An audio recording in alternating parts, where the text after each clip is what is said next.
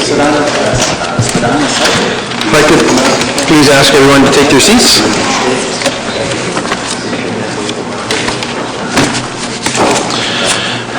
Council Special General Committee 2015 Budget Review. It is Monday, March the 9th. We are 7 o'clock, Madam Clerk. May I please have a motion to resume? Councillor Abel, thank you. Councillor Thompson. All in favor? Contrary? That is carried.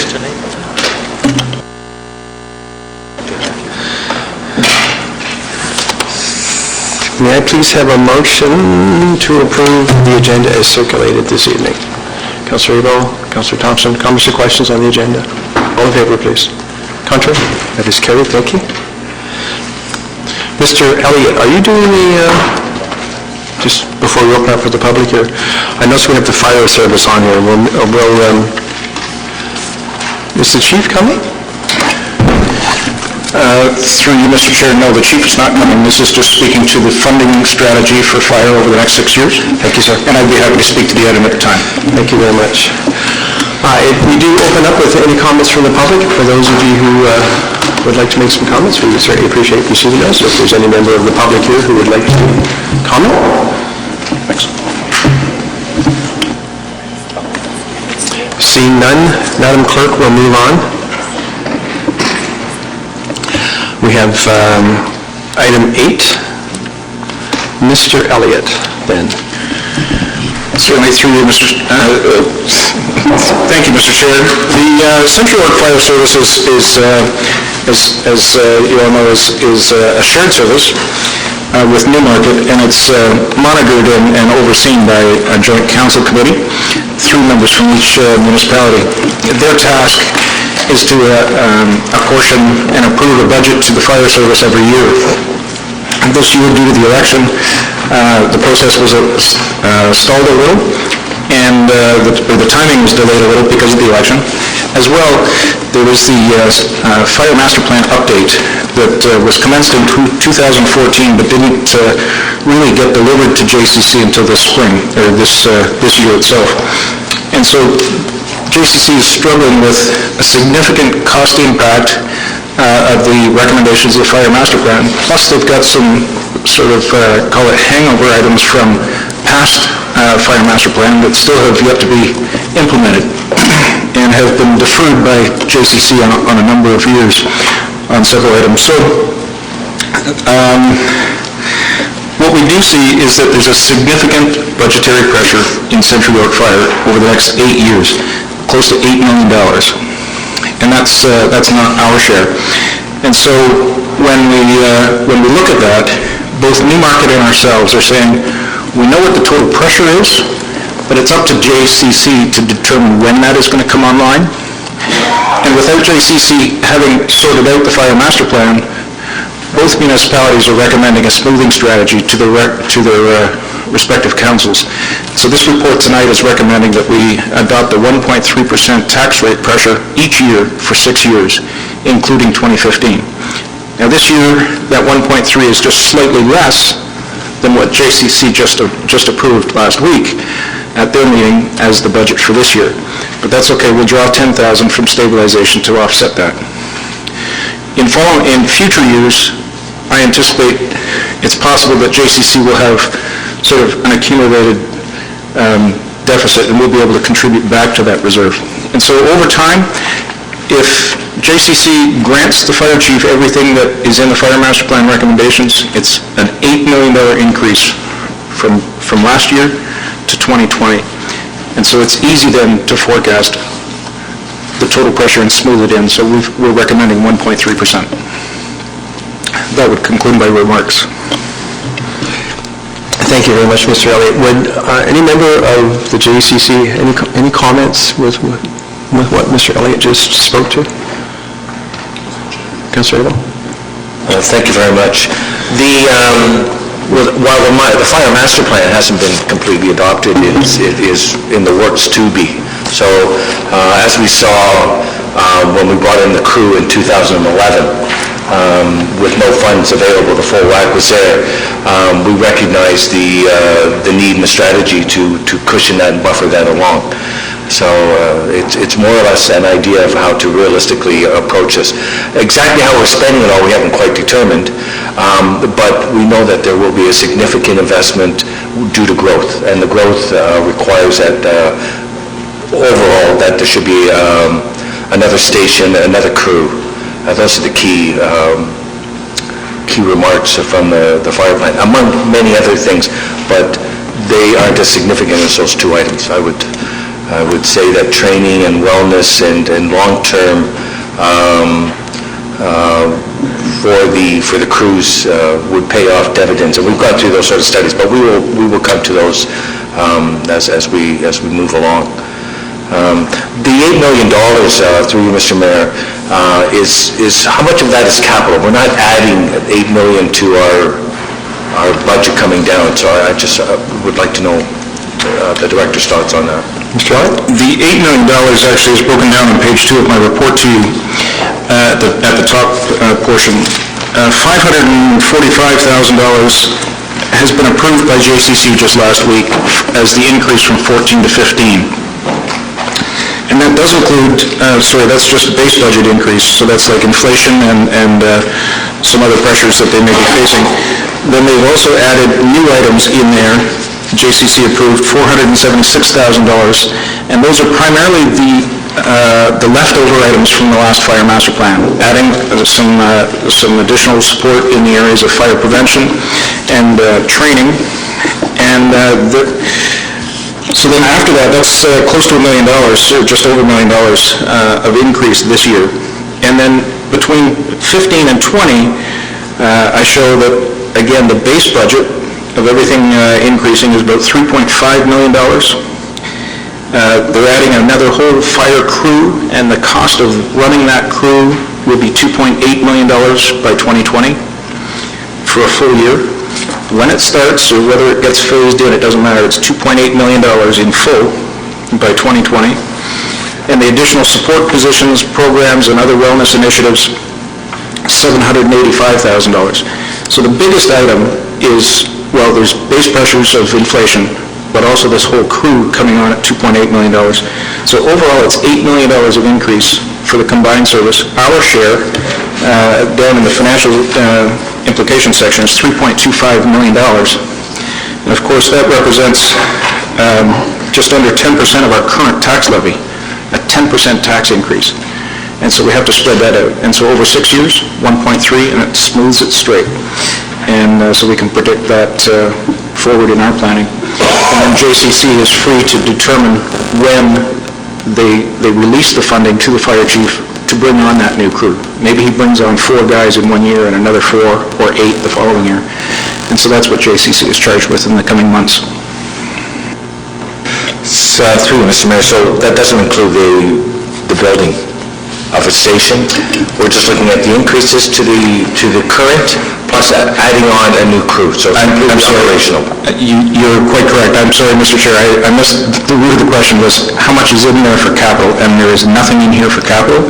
That is funded straight from DC's in a separate budget of the fire service. Thank you very much.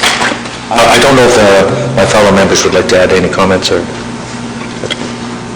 Just with, I should point out, I apologize, Councillor Abel is the chair of the JCC as well. So Councillor Thompson or Councillor Maracas, just with respect to this item, any overarching comments? Councillor Thompson? Perhaps Mr. Elliott can also provide just a little bit further clarification. When we first sat down back in January with regards to the budget, Mr. Elliott had identified in the report that the initial tax pressure based on fire was 0.76%. It was either that night or shortly after it that he had indicated that it actually would be a greater pressure, would go up to as high as 1.9%, driving the overall tax pressure at that time to, I think it was 6.1 or 6.2 that Mr. Elliott referred to. So if I understand Mr. Elliott correctly, we've gone from that initial tax pressure of 0.76 in the original budget presentation to now 1.3%, which is still higher than initial, but less than what was projected initially at 1.9, correct? Mr. Elliott? Through you, Mr. Chair, that's correct. If you have with you the attachment that I had to my report, it should look familiar to our JCC members, because I tried to be sure that it was that one. Yeah. In the 2015 forecast column, partway down is $476,000. Those are the new items that have been approved by JCC. The items listed below that are the other items that the fire chief originally asked for in the first pass at the budget, and when I suggested our share was now going up to 6.1% tax pressure overall budget. That was what was driving the increase, and we're now back down to this revised amount, and now we're smoothing it to 1.3% total. Thank you, and that's just really further to Councillor Abel's comments, really, is that, to try and blunt some of the impact of this tax year, we're looking at a 6-year strategy to try and mitigate those pressures so that it's not all up front, and sort of smooths it on an equal basis so that both Newmarket and Aurora can plan through this multi-year budgeting cycle accordingly. Thank you, Councillor. We should put the item on the floor, but just before we do that, Councillor Humphries, do you wish to declare a pecuniary interest on this? Thank you, Mr. Mayor. I was actually looking at the report really closely, and can I just get one piece of clarification? Is there any, in this budget ask, is there any regular rate increases for firefighters in general? Mr. Elliott? Through you, Mr. Chair, I would suggest, my perspective is that the particular ask, we're asking for a funding strategy over 6 years. Is there specific increases for firefighters within that 6 years? Yes, there is. Is there a specific increase asked for in this 1.3%? No. This is a straight funding strategy. The JCC budget will be where the details are. Thank you, Mr. Mayor. As much as I'd love to participate, I think I will declare pecuniary interest, and I'll just step away from the table. Thank you. Would someone please put this on the floor? I'll ask the Councillor Abel, Councillor Thompson. Comments or questions with respect to the report that's on the floor? Councillor Perry.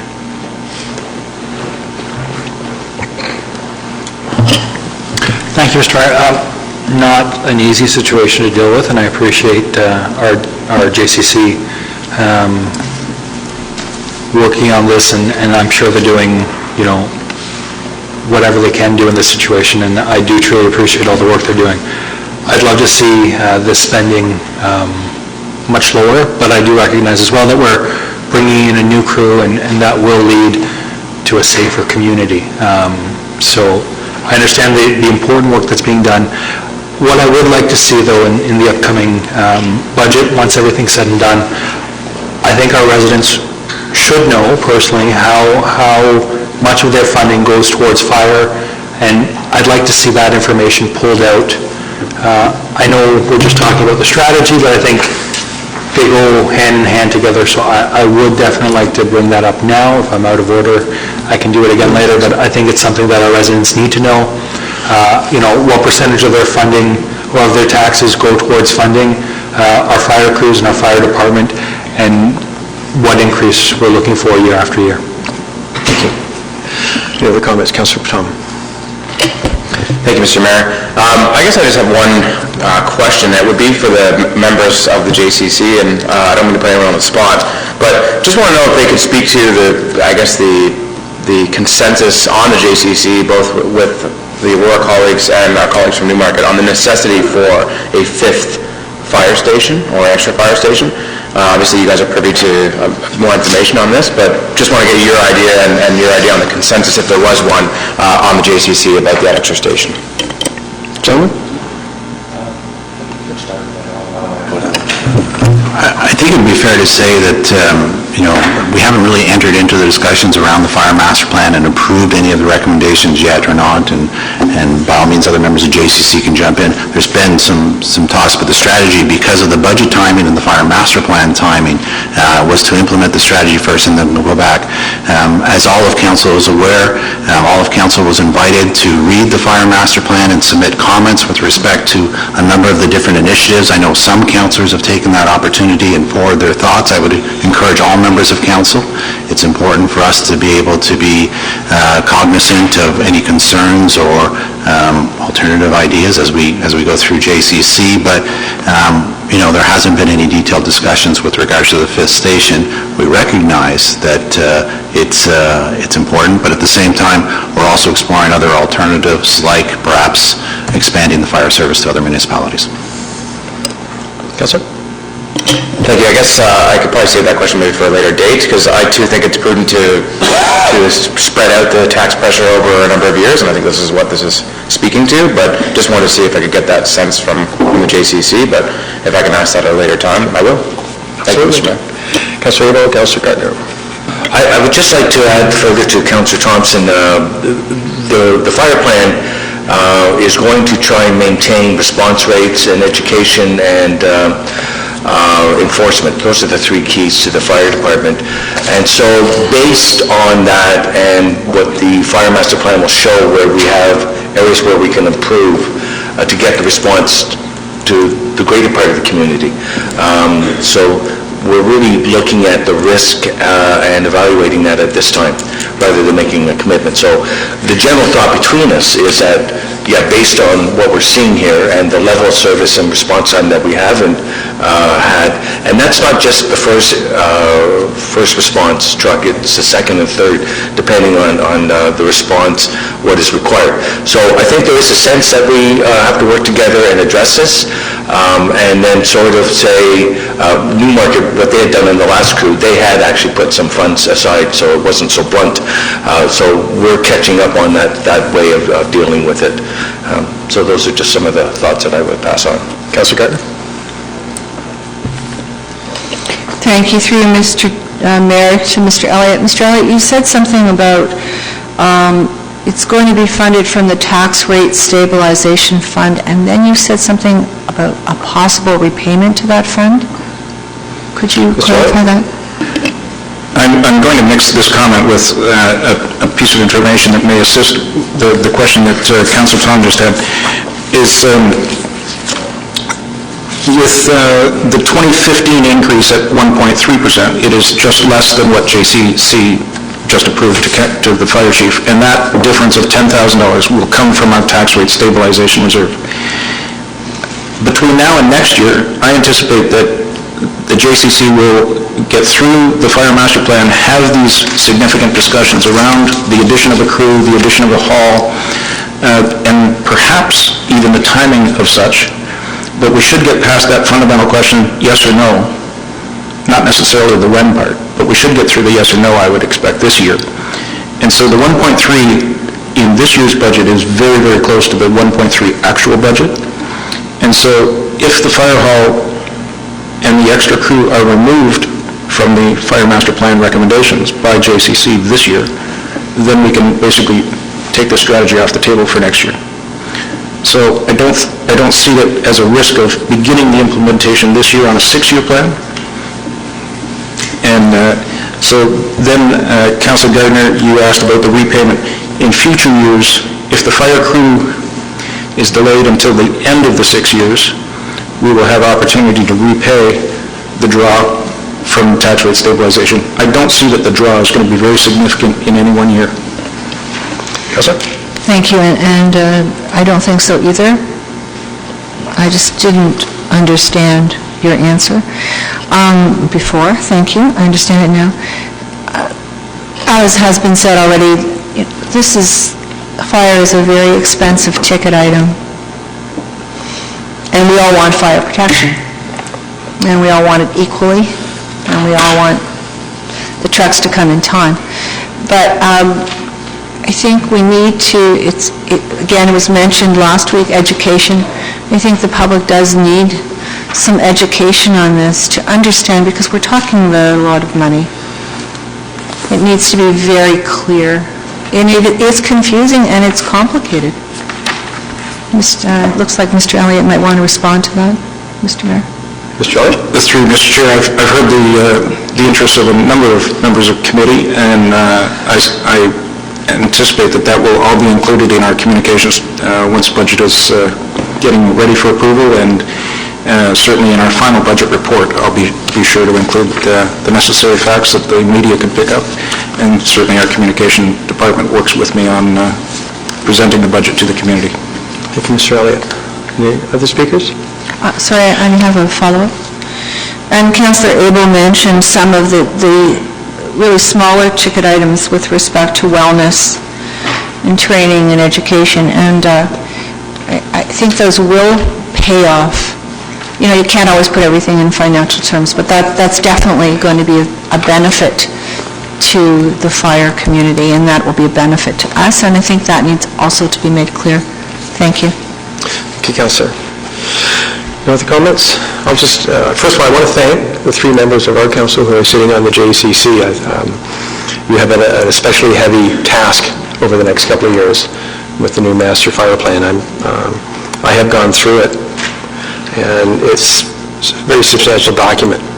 So, again, I would encourage, if you haven't gone through it, that you should go through it and make some suggestions. It will be gratefully received. It's a pretty important document. It's very expensive, as Councillor Gartner and others have pointed out. It's going to be a very expensive part of our budget going forward the next couple of years, and I know that the JCC is looking at ways to mitigate that, so we appreciate that. I'm also very pleased, Mr. Elliott, with the 6-year strategy, because people sitting around the table this term know that last term we had a wee bit of a surprise. When we had this new crew that we had to fund all of a sudden. So it's definitely the appropriate thing, the correct thing to do is to plan for it now, and if for some reason we don't need that money, I'm sure we can funnel it back into the tax fund. So thank you for the effort that you put into this, and again, thanks to the JCC. Councillor Gartner, Councillor Gartner, then Councillor Thompson. Thank you. This comes up a lot about the surprise, and it certainly wasn't a surprise to councils ago. And my understanding, through you, Mr. Mayor, is that council, from the supplementary taxes, put away some money for that crew. Could I ask you, Mr. Mayor, Mr. Elliott, did that happen? Through Mr. Chair, this all was taking place just as I was arriving, and in the transition from the previous treasurer to myself, there was no specific action plan brought forward to council on the funding of the potential crew.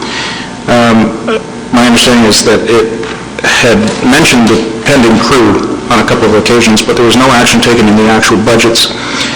And then when the crew was announced for recruitment, I was able to quickly take away and put some supplementary tax revenue, which created surplus in one year, put that into reserve so I could draw it out and stabilize in the following year.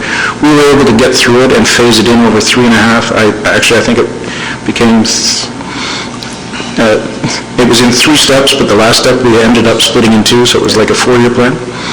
And we were able to get through it. But this way, what we're seeing is that the Fire Master Plan is implementing a new crew sometime in the next 5 years. Let's get on this now and get this in the wings. I think the point we're trying to make simply is that we're planning for it, and it definitely has to be first and foremost in our communications. So certainly, Mr. Garby, if you could take that under your advisement to make sure that Mr. Kemp is well aware that we need to make sure this is out in front of the public on a regular basis. Thank you. Councillor Thompson. Thank you, Mr. Mayor. Before we move off of this and vote on the item, I just wanted to go back to Mr. Elliott and see if we approve this, what the net tax pressure is to us. If I go from our original figure of 4.96, which assumes a 0.76 pressure from fire, and now we go to 1.3, my calculations would say we're now looking at a tax pressure of 5.5%. That's correct. I believe it's 553. It's about 5.5, absolutely. And tonight, further down in the agenda, we have some adjustments to recommend to you that will bring that back down. And that's where I was going. I just wanted to have the number where we stand now before we get to the additional items on the agenda. Certainly. Thank you. All in favor of the motion then, please? Contrary? That is carried. Thank you.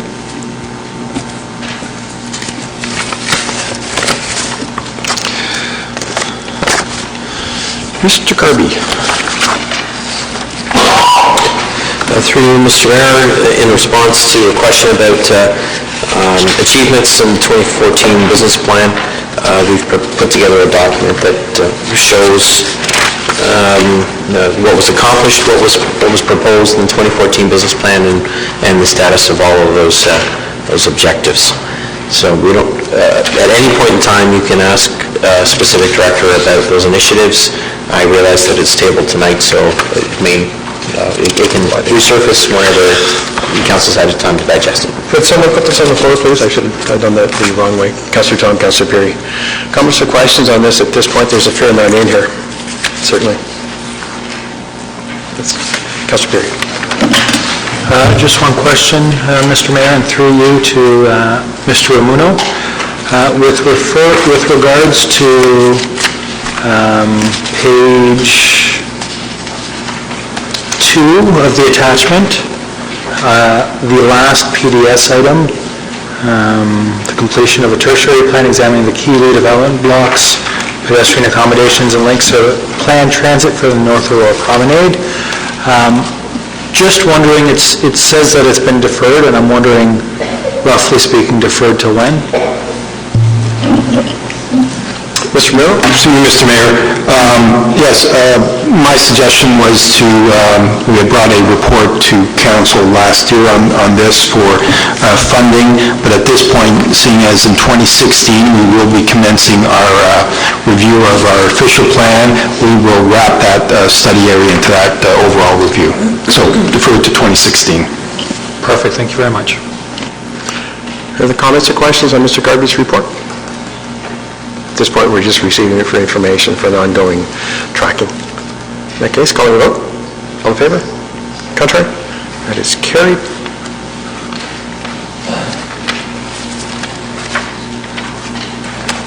Item 10, which is a memorandum from the CAO to be received for information. Could someone put that on the floor, please? Councillor Perry, thank you.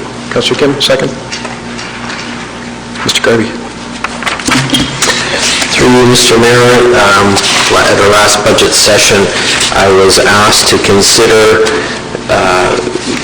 some potential areas to reduce the overall tax pressure in consideration of some other pressures that have been noted by council. And so what myself, together with the LT, is providing is a list of potential items for council's consideration on opportunities to trim the budget. I can go over them one by one if you'd like, Mr. Mayor, or receive questions. Maybe a quick summary, please. Yes, yeah, actually, you're right. Yeah, please, thank you, Councillor. We're leaving Councillor Humphreys out of this. That's not nice.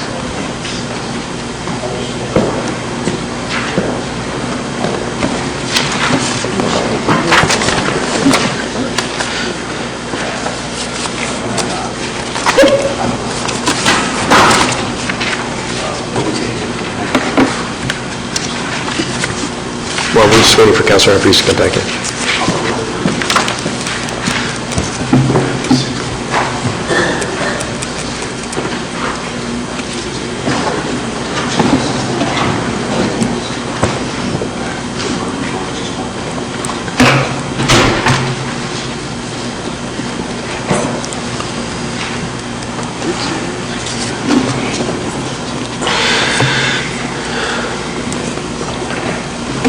Councillor, we're on, I'm not sure what page we're on here.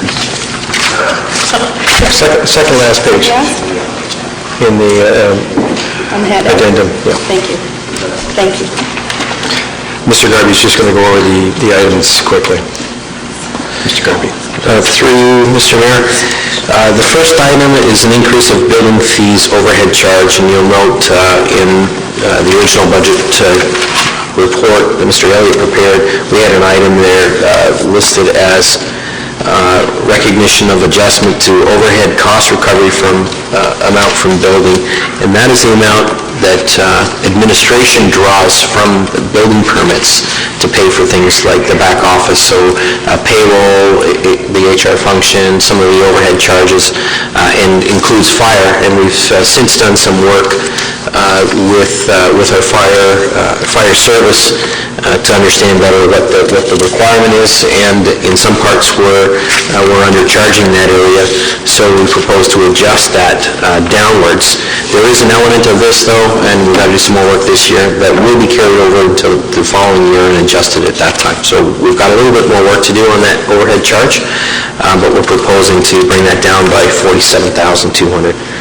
Next is review of recreation program revenue. There's an aspect, as Mr. Downey had highlighted some time ago, that is related to potentially one-time maintenance of our facilities. And we're going to look at that. Mr. Simonauskas is looking at the facilities and how best to manage the ongoing maintenance of those facilities. So we're suggesting that we transition the revenue reduction over 2 years and see what the studies bring and how we're going to manage the ongoing shutdown of some of our facilities for maintenance purposes. Council operating contingency is a $50,000 item. It allows council to waive fees in some areas or fund certain projects. I think Hillary McIntyre was funded from this, that study was funded from this line. We're proposing to reduce that for this year by $15,000. Waste management advertising, there's a couple of options here. If clear bag advertising does not proceed, as directed by council tomorrow night, that's an opportunity for a reduction, as well as we can look at different things on the e-waste, the calendar, the waste calendar, whether we go to a electronic version or limited copies for pickup only. There's some opportunities there. We're suggesting perhaps that the Aurora Cultural Center grant be revisited and more emphasis put on the fundraising aspects. Similarly, Aurora Historical Society, we're suggesting that council revisit that amount and reduce it by $2,500. Energy cost, we're suggesting that number, the 278, was a forecast. Let's spend another year and see if the forecast is indeed a trend, trimming that by $10,000. We had in the budget a pool, our contribution, Aurora's contribution of $10,000 towards the preparation of the waste management RFP that is coming due in 2017. And being prepared for tender early next year. So we have proposed that we'll take it out of the waste budget or various consulting dollars and find the savings internally. We're looking at about just a 3% reduction in the ask by the library and trimming that a little bit. The provisions, the request for the Chamber of Commerce waiver of permit fees, we're suggesting that not be approved because you take something out and you put something back in. It's self-defeating. We have Mr. Simonauskas is looking at the recycling collection contract for all of his line items and suggests that maybe there's a historic $10,000 that we can shave out of that budget. And then just the general administrative findings and other general budget adjustments, the inflationary one, we're suggesting that each of our departments come up with a couple of $1,000 to bring that overall savings to $227,700. Thank you. Comments or questions, Councillor Thompson? Specifically, I'd like to speak to the reduction on the reliance on the hydro funds. It seems every year I need to speak to this, and so for those that are new, I'll read from a report that was written in 2006. It says that Aurora Council adopt a plan to be implemented during the 2006 to 2010 term to end on that term, eliminate its reliance on using interest from the Aurora Hydro Sale Investment Fund to mitigate property taxes. Once again, staff concurs with this recommendation, and this was incorporated in our 2006 budget presentation. We suggested that we reduce our dependence on the hydro fund interest by 1% of levy each year until the sum gets to zero. In 2007, this amount would be reduced by $218,000, which will take us to $920,000, and so forth. At this rate, it will be eliminated in 2010. And so that interest was at $600,000 in 2011 when I came on to council, and I've continued to fight for us to reduce our reliance on it. We've only twice reduced it by $100,000. Other councillors have seen the same importance on doing it and have supported it year after year. We need to reduce that reliance. We've talked before about the value of money and how it diminishes. The $25–30 million that's in the hydro funds will buy less today than it would have bought in 2006. And so there's a reason for keeping that interest in there. It also prevents a future tax pressure. If we ever spend those hydro funds, then all of a sudden there'll be a significant tax pressure for the future council after that. And so it's the right thing to do. And I don't support reducing it at all. In fact, I'd like to get rid of it sooner rather than later, but at $100,000 a year, we'll finally get rid of it at the end of this term. And so there is no wiggle room to increase it in future years. I think in our report, the budgetary outlook for next year is 4.8%. It's not that much different than it is now. So I can't support it. Thank you, Councillor Thompson. Councillor Humphries, Councillor Perry. Thank you, Mr. Mayor. I agree with Councillor Thompson on this as well. I'd like to see it back up to $100,000 and continue that way to get the reliance off the hydro fund completely off the books, and we'll have to learn how to work around that as we go. My question in terms of the other waste management advertising reduction, proposing a savings of $10,000 resulting in an e-calendar version. Can I get a little more understanding on this? I don't want us to lose, what's the negative impact to this in terms of communication and making sure residents understand what type of, is it the waste collection that we're talking about here, dates to get, leaves out and things like that? Can I get a little more understanding of this and how we can protect ourselves from any, service level decline? Mr. Simonakis, please. Certainly through you, Mr. Mayor. The money that we're talking about here relates to the printing and delivery of our waste calendar. It's the annual 12-month calendar. So what we're looking at, a big cost is the printing and the mail out of that calendar. So to identify the savings, we looked at just providing a web-based calendar with limited production of printed calendars available at some of our centers, so that we would have those who really need one can come and get one, but otherwise people would access the website. Perfect. Thank you. And thank you, Mr. Mayor. Is there an opportunity here to also maybe include it in some sort of an app, like a phone app, that we can have residents apply to for this particular? Because I don't think I've seen our waste on phones. Yeah. Okay. So thank you. I wish sorry. I'll be using that soon.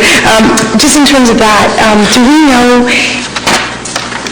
based on this suggestion, that it seems like the right thing to do in terms of service, that people aren't asking for them, there's less requirements because of the app, and I'm just trying to protect ourselves in terms of hearing why am I not getting this anymore, because it is something that I know that residents have on their fridge or their, easily accessible. Through Mr. Mayor, actually I have two bits of information. So first off, the calendars for 2015 are already in production because they're paid for in 2014, because they have to be actually produced in years, so we won't actually get calendars in 2016.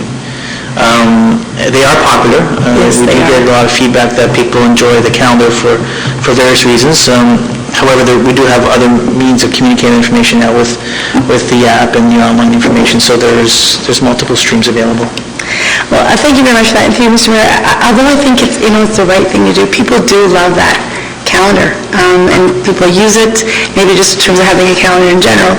Plus, it tells them everything that's going on from a waste collections perspective. So I'm going to think about this one for a bit.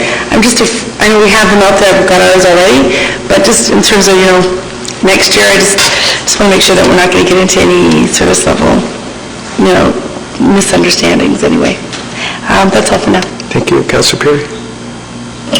I look forward to supporting Councillor Thompson's motion when he puts it forward with regards to not adjusting the dependence on the highway reserve proposals. I think we need to keep that going strong.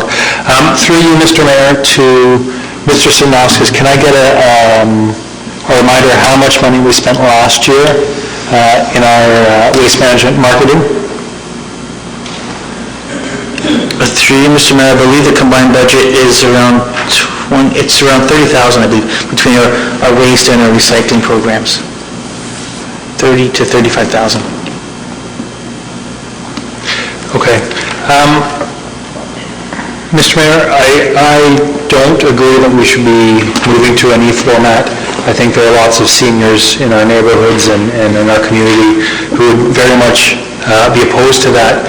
Through you to Mr. Simnovskis. Also those who listen to CBC. Yes, they listen. I love CBC.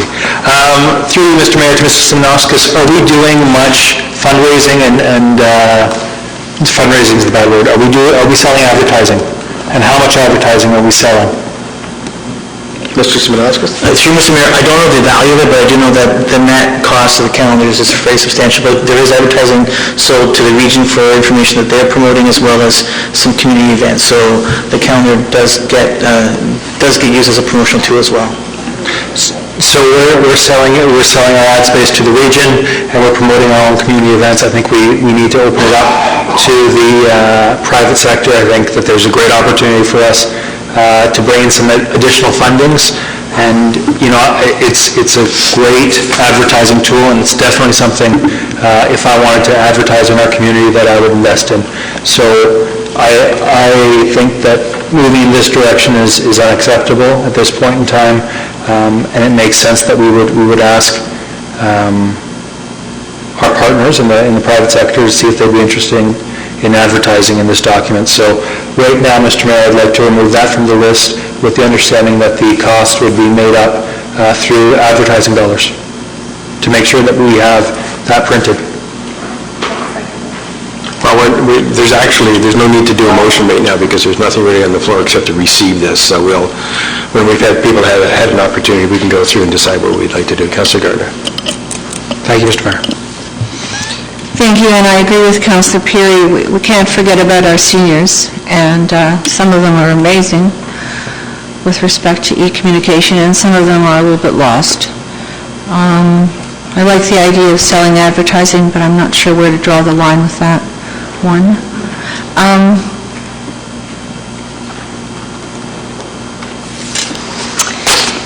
With respect to the hydro dependence, I was on the council when hydro was sold, and I think a lot of people in the community and perhaps even in the political circles don't understand that we were getting, the town of Aurora was getting $900,000 from Aurora Hydro per year, and that certainly helped with our expenses. And yes, we need to reduce that dependency. There was a little glitch in 2008, 2009. I'm not sure if Mr. Garby was here. We went through an economic turndown, and it was a decision of council that we didn't want to cause any hardship, and so we didn't take as much money out as we would have hoped. But we definitely have to continue with that, and I don't think I will be supporting Councillor Thompson's motion when it comes forward. With respect to library and the Cultural Center and the Historical Society, I think they all did a great job working with their budgets this year, and I would prefer not to reduce any ask. I think their asks were fair, and certainly they worked very hard to keep their asks low for us. I think that's all for now. Councillor Tom. I won't belabor this because I know that this is just to be received for information, but just going back to those calendars, how many calendars do we get now, and with 10 Gs less, how many will we get? Through you to Mr. Simnovskis. I guess Mr. Simnovskis, do you know that? Roughly. Mr. Mayor, I don't know. I know we have about 16,000 households, so it's at least 16,000. So we're not, through you, Mr. Mayor, we're not looking to eliminate the paper version. We're looking to produce a limited amount and also transfer some of that to the internet. Correct. I think that's a good idea. Thank you. Wait, just to confirm, or to clarify, we do now have the My Waste app, which is available on everything but Blackberries.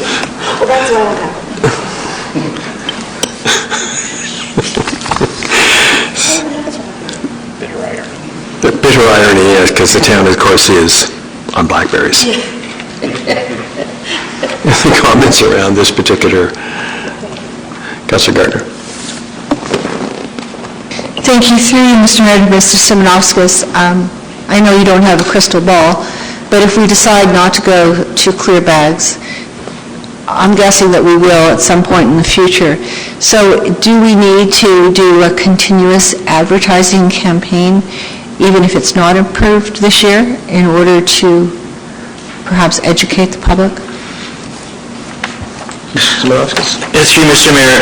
Our preference is to do as much promotion as we can for all of the waste programs.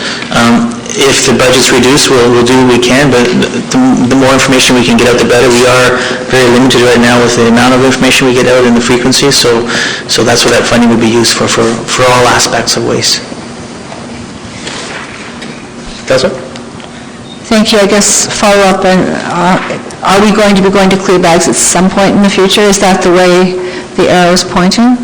Through you, Mr. Mayor, to Mr. Simonovskis. That's really a decision of council as opposed to... Okay, maybe that's better for tomorrow evening. And the other, didn't quite understand what was said about the first item about the building fees overhead charge. Could I have another explanation on that, please? Ms. Van Loon, can you help us with that? I'm going to refer this to Mr. Elliott, as he has the background information on the adjustments of the overhead charges. Mr. Elliott, then. Certainly, we were working on reducing the overhead charge that we were previously making to building services, and we took a 2-year phase-in, and this year, the second of 2 phase-ins was $97,200, and so we were reducing the overhead charge that we were charging to building because it was overstated. We, just in the last month or so, have had discussions with the fire service on fire inspections and the work that they do and the effort that they expend in that regard. And of course, the Building Services Department engages Century York Fire to do those fire inspections for them and on their behalf as part of the building code. And so when we looked at what was currently in our overhead charge for fire services to the building department, it became clear that it was understated. And so we are now suggesting that we retract a bit and leave $47,000 more in the overhead charge in relation to the fire services to buildings. Councillor? So that means we will get less but more than we were expecting to, and that fire will pick up the slack? No, this is, Century York Fire is going to continue the work that they're doing, okay? The bill that we pay Century York Fire is paid out of the general operating budget of the town. But we also then charge some of the operating overhead charges over to the Building Services Department for their separate business that's a zero-based business. We were pulling back on the amount we charged, and now we're saying, thanks to the work in the last month or so, we need to boost fire up, and so we're boosting fire up. That's what this is. Thank you. Comments or questions? Other comments or questions? Councillor Thompson? Thank you. Through you to Mr. Simonovskis, or perhaps yourself might best answer it. With respect to the reduction of the recycling collection contract, there recently was news with regards to the arbitrator's ruling with Stewardship Ontario manufacturers and the cost of the blue box that the award was essentially $20 million higher than Manufacturers and Stewardship Ontario was looking at. I think it was $95 million to $115 million. Ultimately, that would indicate that the cost for municipalities as a whole would be a little bit less. Is that in any relation to the $10,000 savings, or will Aurora see any of that savings as a result of it? Mr. Simonauskas or Mr. Elliott, perhaps, whatever. Through you, Mr. Mayor, so the settlement does benefit all municipalities. We did have a budget for, right now the funding is 50%, and that's, we're actually, we're hopeful to recover that full 50%. So that settlement actually is going to get us whole again. So there was a bit of a shortfall in our budget because of that. Going forward, that number may close to higher than 100% if the lobbying continues to be successful for our municipalities. That $10,000 really was identified. It's a $1.8 million budget for that program. And it's because we've been seeing reduced tonnages on a year-over-year basis. We've been allowing for increases for inflation, but the tonnages have been holding steady or reducing. So there was a little bit of room that I just felt was reasonable to allow for a little drop in that budget.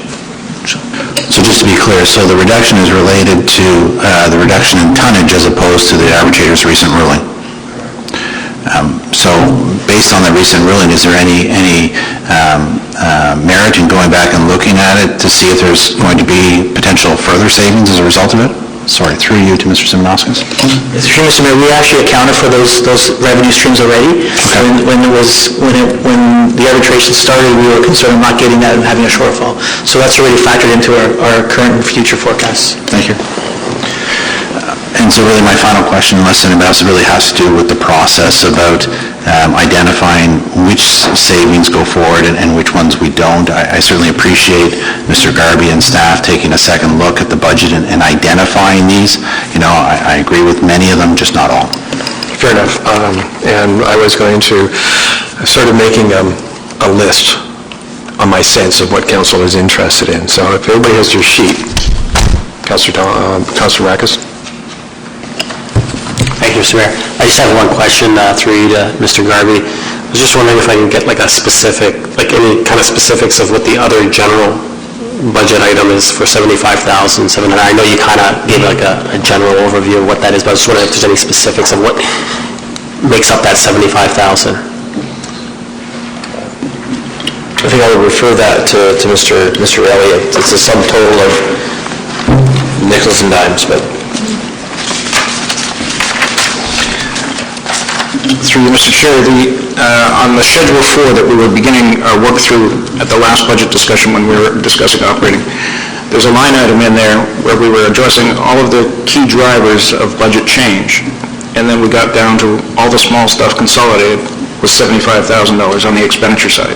And so we're suggesting we'll find another 10, or we'll find 10 in there, and we'll pass that on to our operating divisions and departments and find 10,000 additional savings. So we'll reduce the 75 all other pressure to only 65 all other pressure. Just follow up through you. Are we talking about, like, I was just wondering, is that possibly like office supplies, stuff like that? Like, is that the kind of... That's correct. For example, if my office supplies budget had increased by $2,100, it would have been in that general budget inflationary pressures, all other, combined with similar little things all the way through the building. Bear in mind, we have close to 30,000 line items in our budget. So this is, I pull out 10 big ones, and then I say all the other stuff. Okay. Thank you. My suggestion, and Mr. Marr or Madam Clerk, you can let me know if I'm overstepping here. My suggestion would be, I'll just read out the ones I think that council is interested in proceeding with, and then could we do one motion on that, Mr. Marr or Madam Clerk? Okay. So item 1, which is the building fees overhead charge, my sense is that everybody's in favor of that, or there's general agreement. Stabilize the recreation program revenue, number 2. Number 3 would be out, in deference to Councillor Thompson, but he's going to vote for my clear bag thing tomorrow night, so that's okay. What?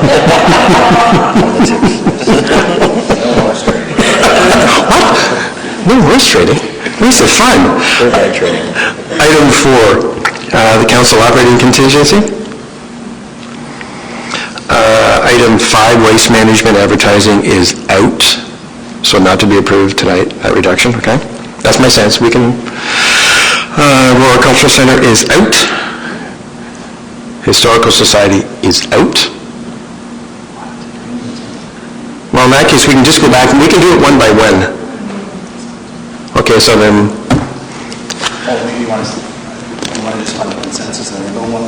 well, I wasn't going to go one by one, I was just going to do one motion, but let's just do one by one, because I think I'm confusing more than helping. Well, just you, I think it's just you and I. So, would someone put a motion on the floor for item 1 then, please, to approve it, and then we can either go and defeat Humphreys, Peary. I don't think we need any more discussion, but all in favor of item 1? That's, okay. I'm sorry, all in favor of item 1, hands up high, please. Contrary? That's carried. Okay. Item 2, mover and seconder, please. Tom, Kim, all in favor? Contrary? That's carried. Item 3, Hydro. Thompson, Abel. You don't need a motion? No. No, it's just, all in favor? Contrary? Defeated. Item 4, the council operating contingencies, Gartner, Maracas, all in favor? Well, I'm sorry, all in favor? Contrary, carried. I'm just giving everybody an opportunity here. Waste management advertising, I'll go back to the other side here, so there'll be Perry Kim. All in favor? Okay, so 1, 2, 3, contrary. That's defeated. Cultural Center, Tom Humphreys. All in favor? Contrary. That is defeated. And that means they're not changing the budget, right? That's correct. Cultural Center, all in favor? And a vote for? A vote in favor is to reduce their allotment by $10,000. All in favor? Contrary. I'm sorry, Harold, did you ever hand up? All in favor of reducing the Cultural Center? What? Contrary. That is carried. Okay, people, let's pay attention. Historical Society. Where are we? Abel Thompson. All in favor? Contrary? I'm sorry, all in favor? Contrary? That carries, I'm in favor. Energy cost increase. Where are we? Gartner, Maracas. All in favor? I'm sorry, I can't see, guys. All in favor? Don't be afraid. Don't be shy. Against? That carries. Back to the other side. Peary Kim, N6 Shared Waste Management. All in favor? Contrary? That is carried. Tom Humphreys, Library Requisition Increase. All in favor? Contrary? That is carried. Chamber of Commerce waiver of permit fees. All in favor? I'm sorry, that was Abel Thompson. All in favor? Contrary? That is carried. Reduction of recycling collection contract, Gartner, Maracas. All in favor? Contrary? That is carried. And then the general one back over to Peary and Kim. All in favor? Contrary? That is carried. Thank you.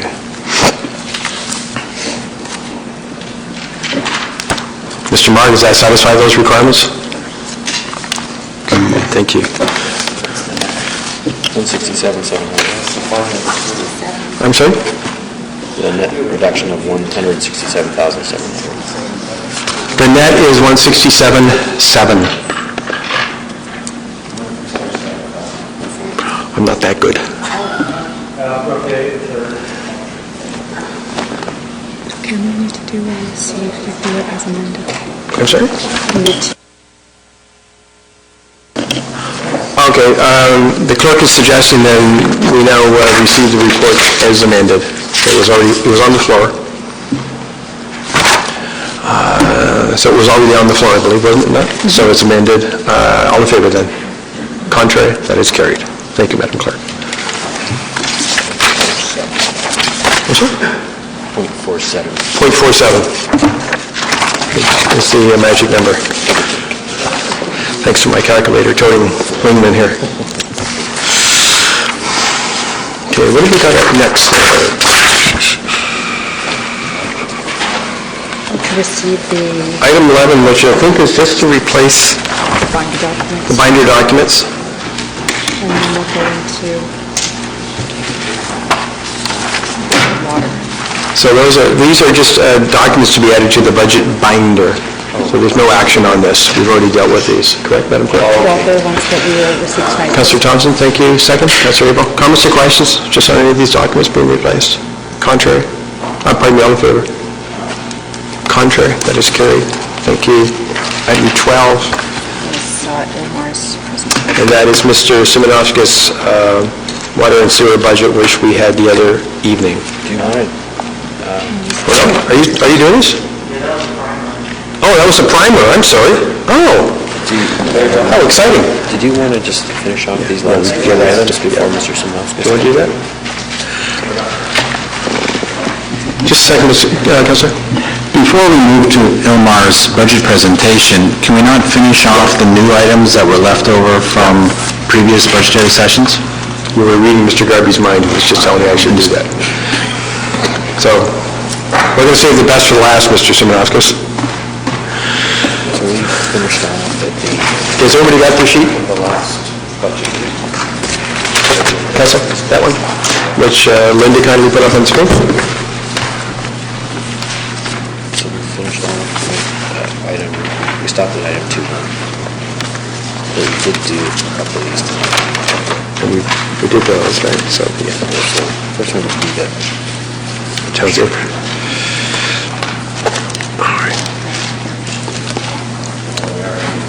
So, council, we are at item 2.1, which is increased contribution to reserve for the maintenance of the town's infrastructure assets. questions. Questions, comments, or maybe, Mr. Elliott, I think we'll just get you to speak to these particular items as we go through, if we may. Certainly, Mr. Chair. We left off at an extended discussion on the youth program and the youth room, and so we moved down to Central York Fire, and I believe that we've covered that off adequately tonight.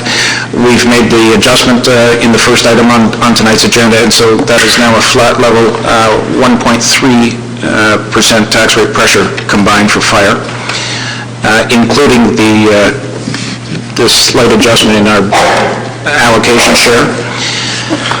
Mr. Elliott, I think we're at 2.1, which is, where are we here? Yeah, so I was going to make my way down there. So we've covered off library. Yep.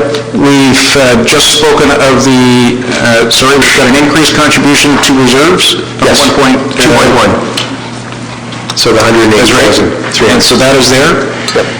And then the reduction of the operational reliance on hydro is still intact, based on our conversation just passed.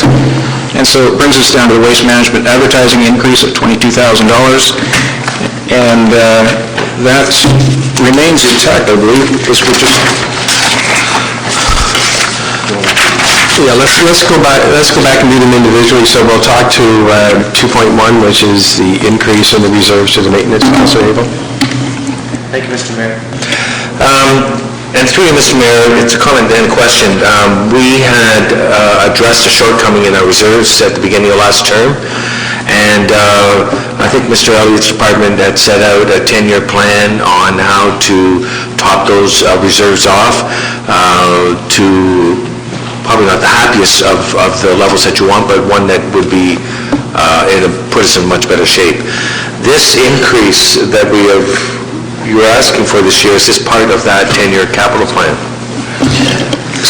This is straight from that 10-year capital plan, although it's a reduced amount from that. We had originally suggested that it be in the 0.9 to 1% range, multi-year, and then when we saw what was transpiring in this budget, we felt compelled to reduce that somewhat, and then the anticipated surpluses that we know are coming based on the supplementary tax strategy, the budget strategy for those, that will drive some surplus in the coming years, and that will help top up those reserves. And as that happens, we'll be able to assess again down the road what the increases really need to be. Mr. Mayor, through you, the province has more or less mandated through legislation that we address our infrastructure needs, and that's through an asset management plan. And to realize that it is prudent to have enough money, first of all, to address your assets, and then have reserves for repair and replacement. And typically, in almost every case, there's going to be a gap, what they call an infrastructure gap.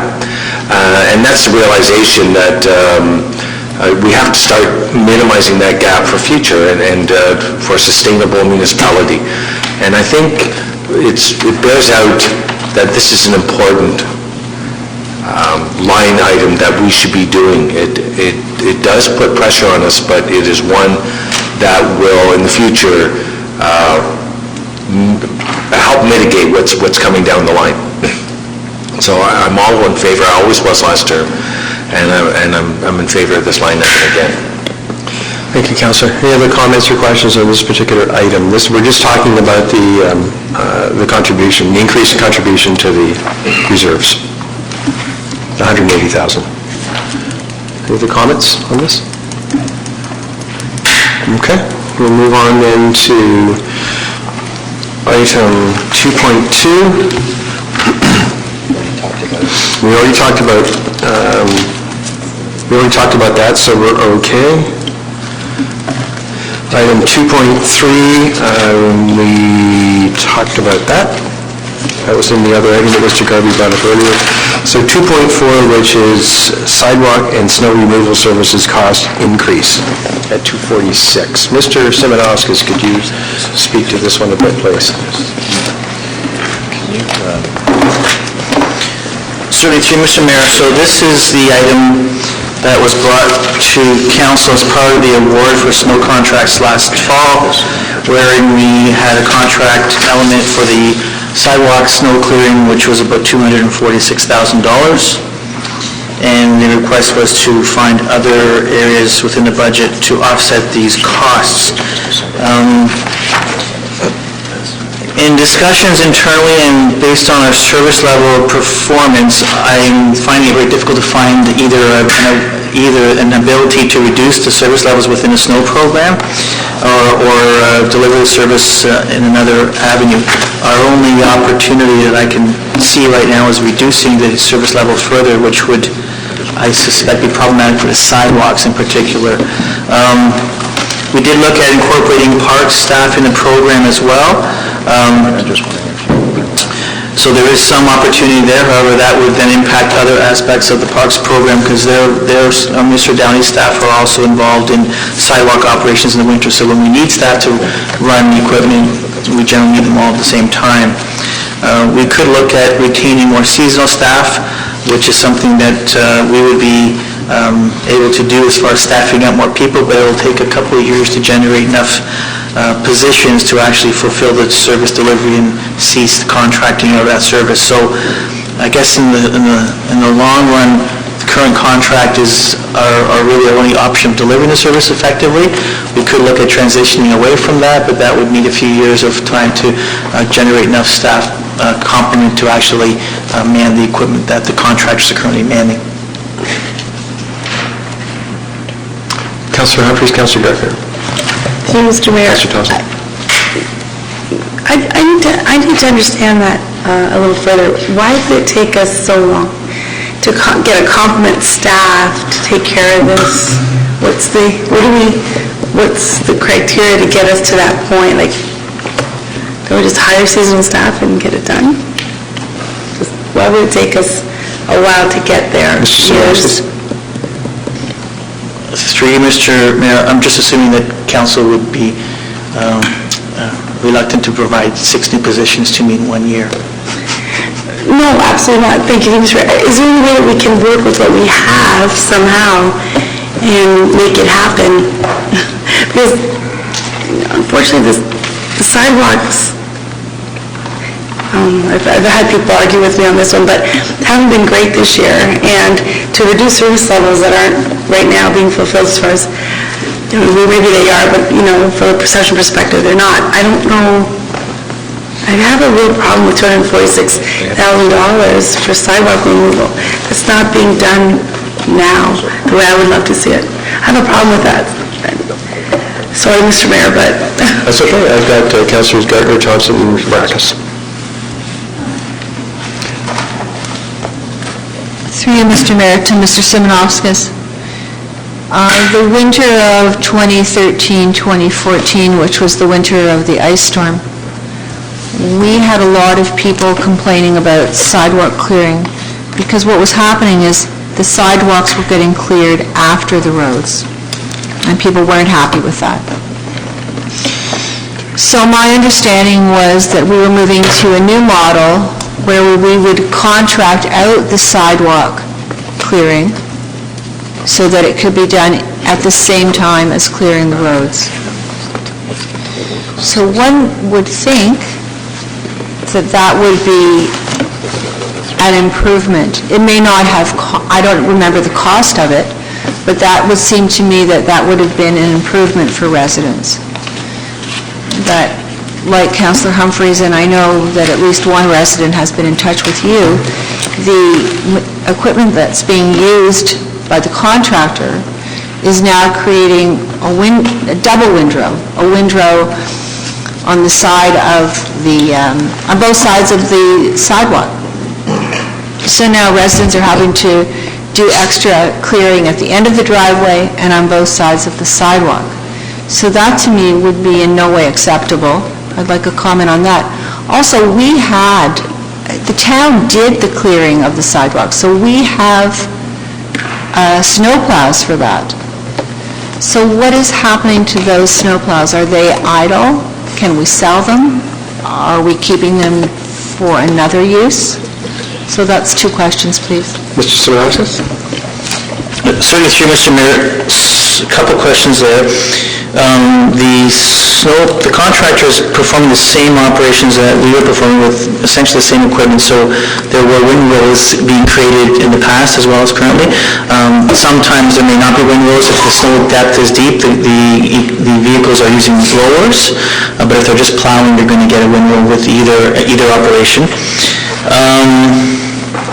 The level of service, we have in the town 9 routes, 10 coming with 2C coming online in the next year or so, and we only have 6 sidewalk plows. And our initial plan was looking for 9 plows, 9 sidewalk machines, 9 sidewalk crews.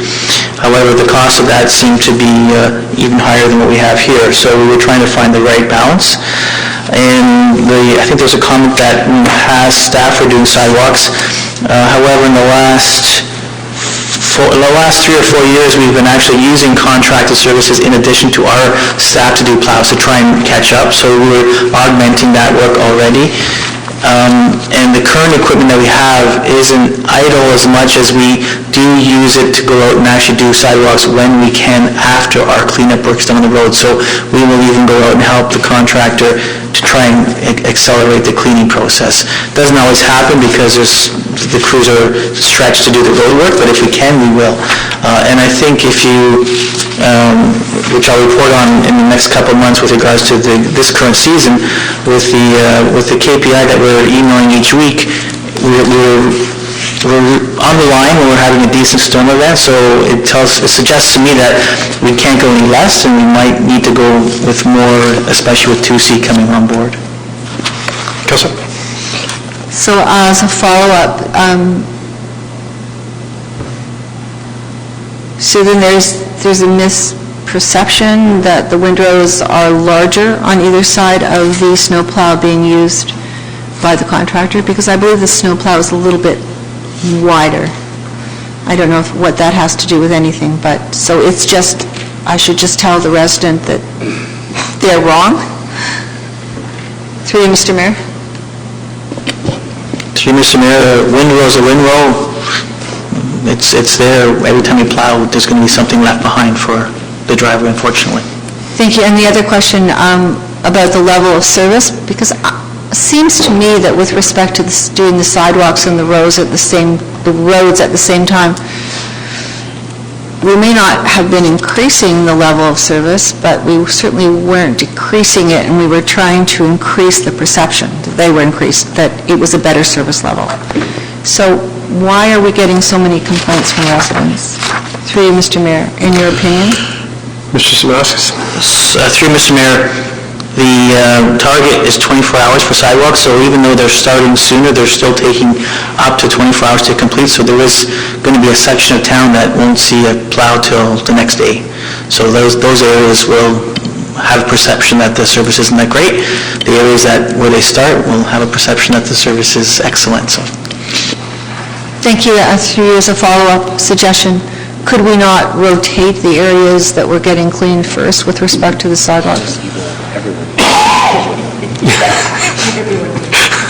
Yeah. I mean, seriously, equal opportunity no matter where you live in town? Through Mr. Mayor, I think that might be a logistical challenge. I can propose it. The reality is when a driver is trained on a route, he understands where he's got to go, he knows where the sidewalk and the grass is, and even though they don't always stay on the sidewalk, we have a higher probability of limiting damage if we keep the same drivers doing the same thing over and over again. Councilor? That's all for me. Councilors Thompson, Maracus, Abel, Humphries. Thank you. Through you to Mr. Simonauskas. Mr. Simonauskas, I'm just trying to have a few questions for clarification as this relates back to some of the earlier reports we've had. So when you talk about the cost increase, is it just for sidewalks? Mr. Simonauskas? Through you, Mr. Mayor, so this budget item was identified as a shift in our program. We were doing the report to council for the contract awards because we hadn't done sidewalks. From a contract perspective, this was the one item that I guess stood out.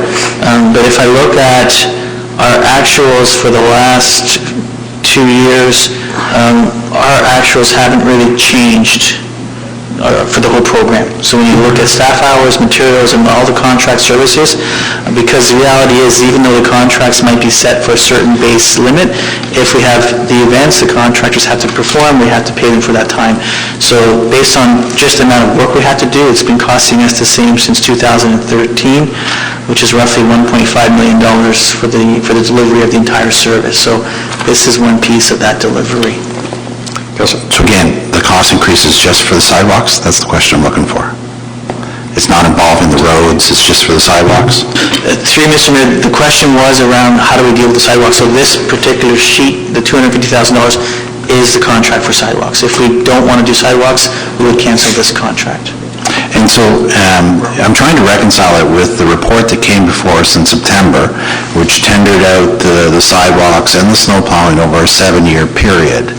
And in that report, it talked about the winter maintenance budget being $550,000 and sidewalks were $322,000.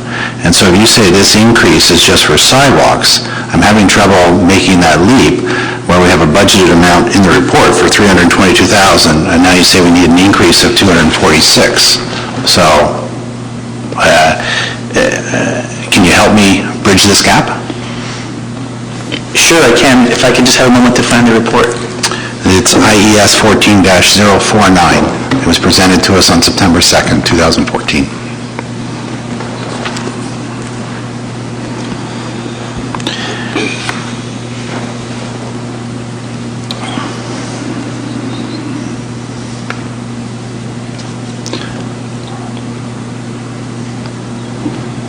Because in it talks about the snow management contracts, the budget, and it breaks it down, and so... IES 14-049 came to us on September 2nd, 2014.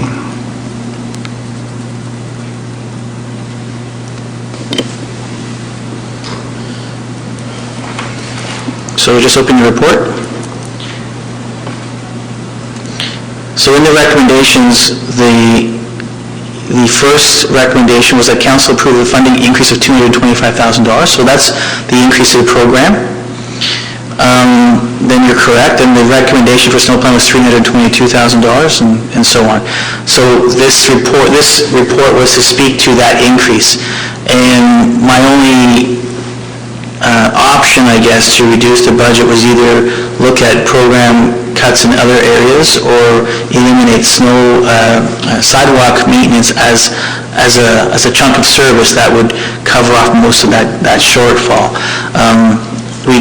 I wouldn't want to look at any other aspect of the winter program for reduction, so that's why the sidewalks was put on the table in this proposal. I still have the same, perhaps I'm not hearing you very well, I still have the same challenge where in that report, under financial implications, it says the budget for sidewalks is $322,800. So are you saying that prior to this year, the budget for sidewalks was only $80,000? And that's why you need the 246 increase to bring you up to 322? No. What I'm saying, what I'm saying through Mr. Mayor, is that with the retendering of these services and comparing the cost of these services to previous years, we're actually in line, but the reality is that the new tenders or the new contractors' costs are higher. So it's not that we're doing things differently from the year before, it's just costing us more. The savings that we incurred by shifting, if I call it savings, or the efficiencies that we incurred by shifting sidewalk plowing from an in-house service to a contract service, we then use those resources to deliver better service at the road level. If we didn't ask for contract for sidewalk work, we would have been asking for additional staff and equipment to do the sidewalks in-house. So either way, there would have been an impact on the budget. Perhaps I can tackle this from a different way. What is the proposed budget for 2015 for snow management contracts? Total budget, Councillor? Total. Through Mr. Mayor, the proposed budget for 2015... For snow management contracts. For just the contracts? Is $800,000. Which is greater than what you put in the report in September of 2014.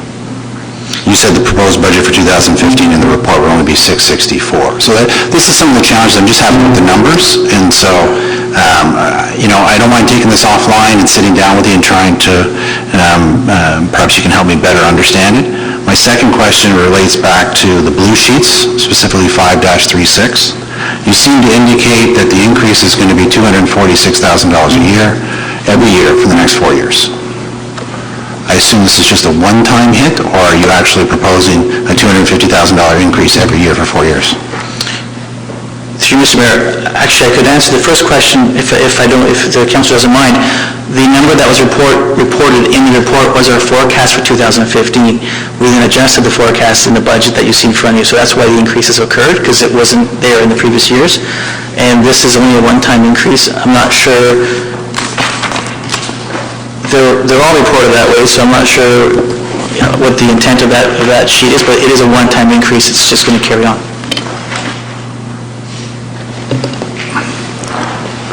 Through Mr. Mayor, to Mr. Elliott. Mr. Elliott, since this is a one-time increase, a significant increase to the snow management contract, is there any ability for us to also look at smoothing the impact over a couple years on this particular item to help reduce the impact this year and draw again from stabilization or some other fund? Mr. Elliott? I think what is critical is that the 246 is indeed a one-time, and so that, I think that's a transition from a multi-year budget, or from a single to a multi-year budget issue. It would be at the call of council if you wanted to stabilize this, or to phase it in, as it were. That would be the call of the committee, but it will have an impact on the out years, of course. And so, we have updated the graphic that we had earlier, and perhaps once we finish this conversation, I can display the graphic of what our 4-year outlook looks like at this point. Absolutely, and at this point, I'm just looking for options to try and help, attack the tax pressure. I certainly think that snow removal is if we're looking for areas or services or things to try and reduce the pressure, I'd rather choose something different than sidewalk snow removal. I think we've all heard and understand the importance of it is to the community.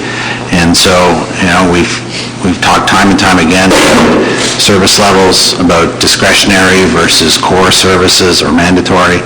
And to me, if we're looking for areas in which to reduce the overall impact, I'd rather look at other areas than sidewalk snow removal. Councillor Maracus, Councillor Abel, Councillor Humphries. Thank you, Mr. Mayor. I'm a bit puzzled. We've gone from a service level that was pretty good. We've reduced the service level, and the cost has actually gone up. So I'm a bit confused when it comes to that. I guess through you to Mr. Simonovskis,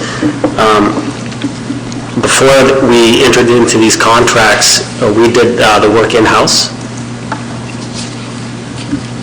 Through you, Mr. Mayor, no, there was contract work as well.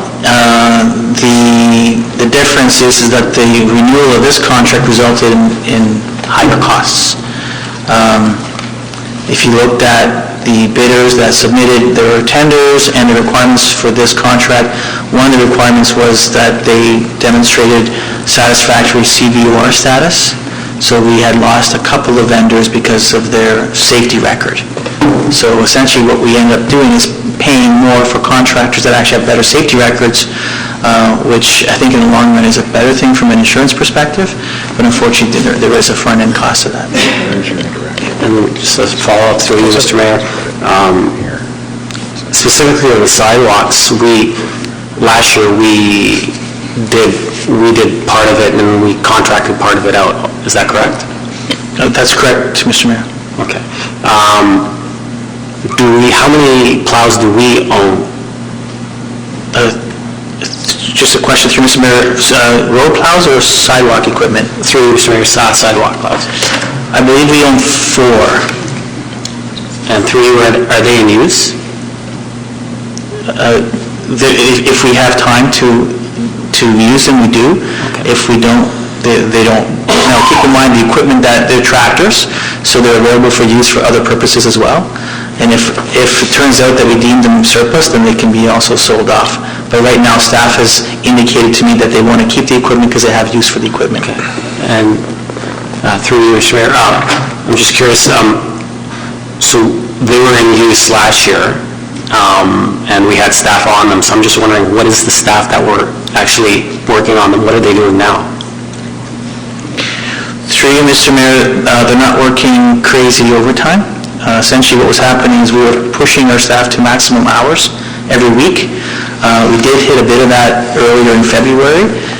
There are limited hours available to run the equipment, and when we have events on the weekend, we essentially consume all of our surplus hours on the weekend, which creates staffing issues throughout the week, and that was the challenge we had. So even last year, equipment didn't run all the time because we ran out of hours, in which case we'd have to have a contractor complete the works.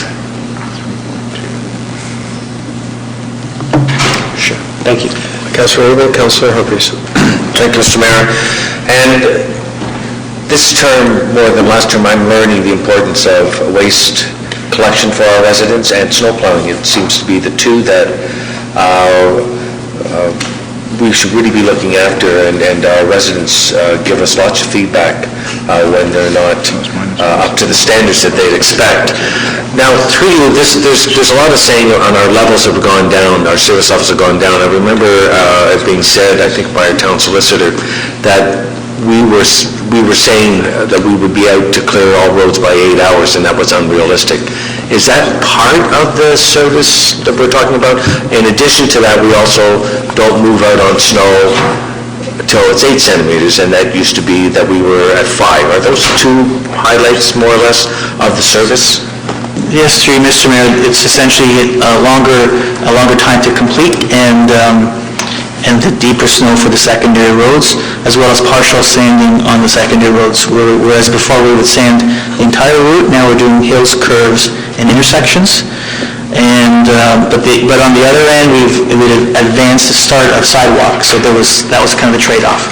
Okay, so I appreciate the clarification there, because to me, it's sort of, I'd like to be able to respond to it. So often people go, well, you're not, the threshold for coming out is 3 centimeters more, which is just over an inch. And then the sanding on hills, we were told by environmental concerns to limit it, because there are municipalities all through North America, especially throughout Canada, that don't rely on application over and over again. And of course, collecting all that sand on the road will be minimized. And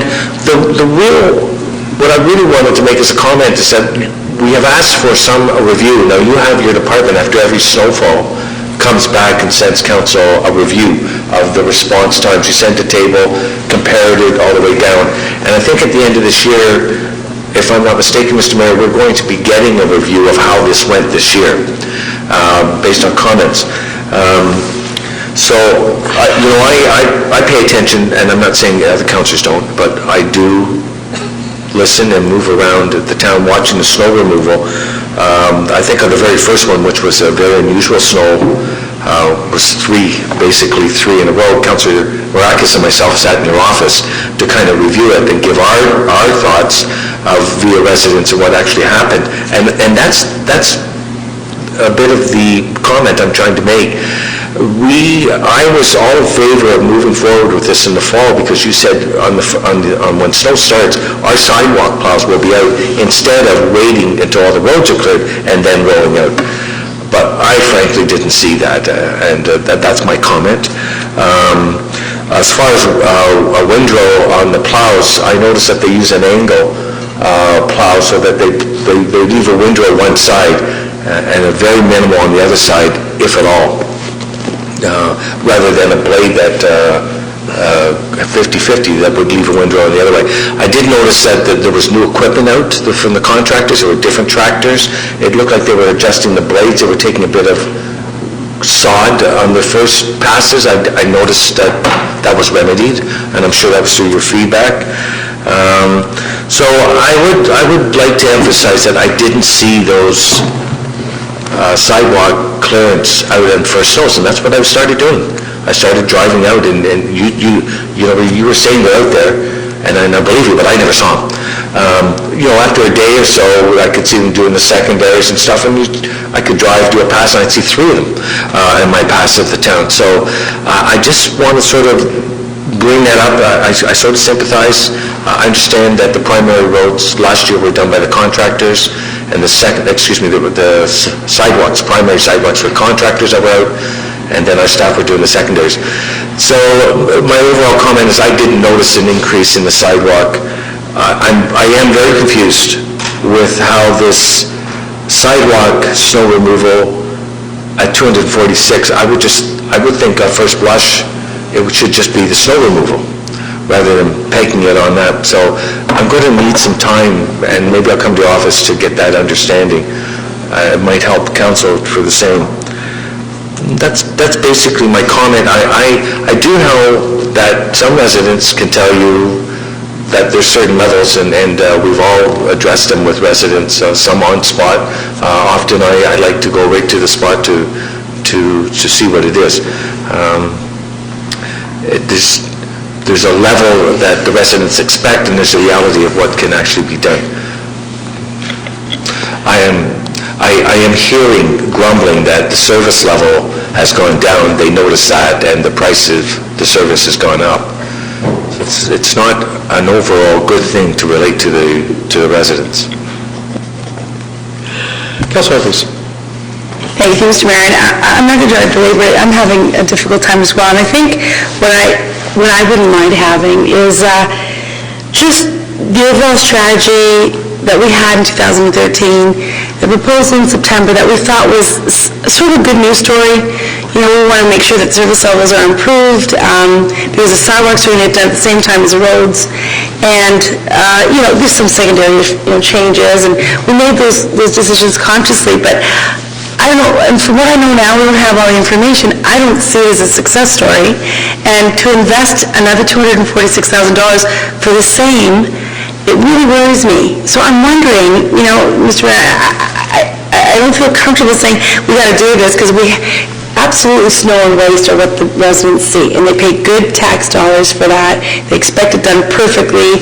We try to explain why we do it for, primary, secondary routes, and they really don't care when we're telling them that, but it's a fact. What I'd love to see, Mr. Mayor, if at all possible, is can we get a little, just don't spend a ton of time, but what was the strategy that we did in 2013? What did we propose September 2014 to tackle this past winter? What were the pros and cons that you observed? I mean, you know that OT, we're not doing a ton of OT anymore. So there must be a lot of cost savings there. Or are we just reallocating those people doing other stuff and OT is still the same?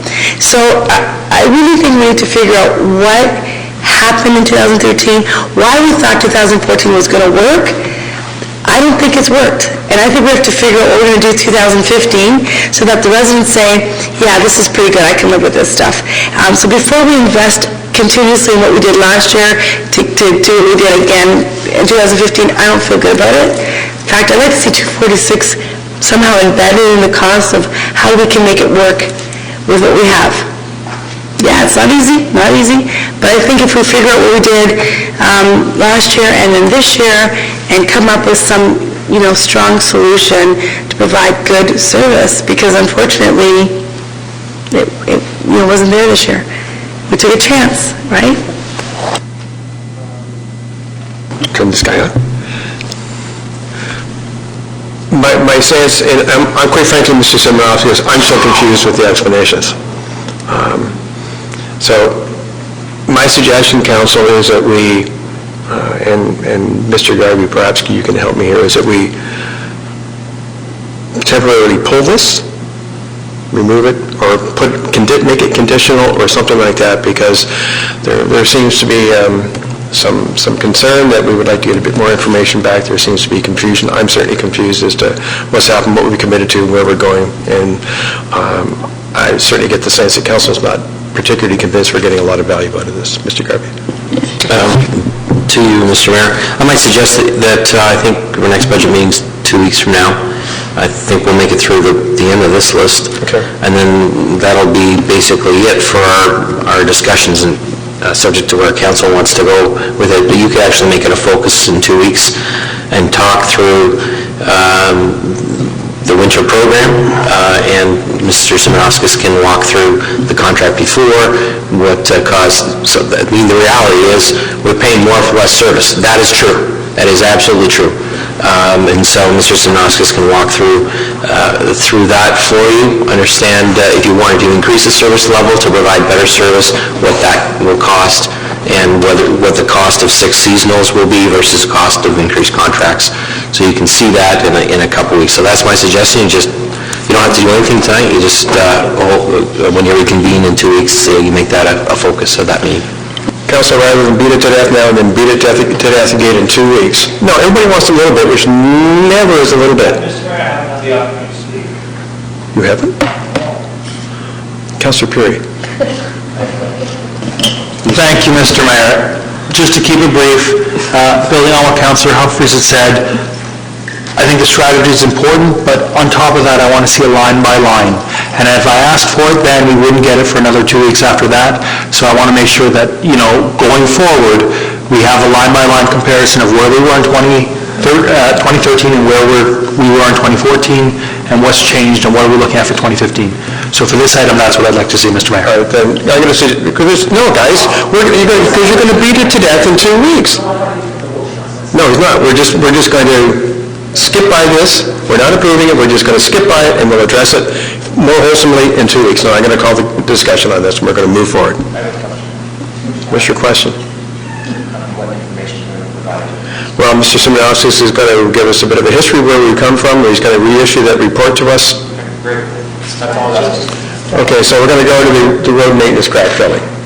We're just, there's no point beating this one to death right now, because obviously there's no Mr. Mayor, I consensus just wanted that to we want. ask if there could be an inclusion of enhanced service level and liability issues when we talk about that?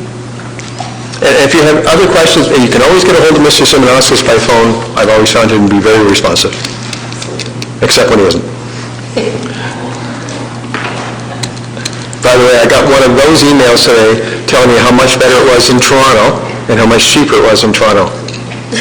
Yeah. And guess what they don't do in Toronto? Plow residential sidewalks. 2.5, road maintenance, crack filling, concrete increase. Councillor. Mr. Mayor, what you stated earlier with regards to 2.3 is not what I remember happening. 2.3? Yeah, I remember that we did reduce it by 10,000, and when you were speaking, I got the impression that we had not reduced it by 10,000, and I was very much certain that we'd reduced it by 10,000. Okay, hold on.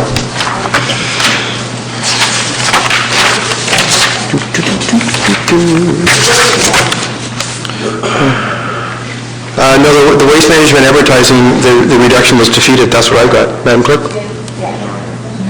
It's defeated. Yes, that's right. Mr. Mayor, because it's a general committee meeting, it's very much something I was opposed to. I'll tell you what, let's finish this. We can always circle back to it. Sounds good. Item 2.5, please, road maintenance. Mr. Simonovskis, could you speak to this, please? This would be you, correct? Yes. Through Mr. Mayor, so this is for crack sealing.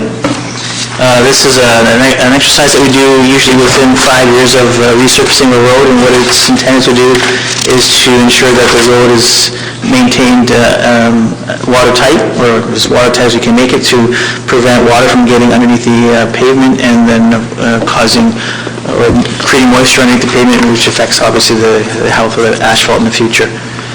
So it's a low-cost investment for a high-yield return. Thank you. Comments or questions on this particular item? Okay, thank you. Go to Mr. Downey, 260, increase in special event revenue.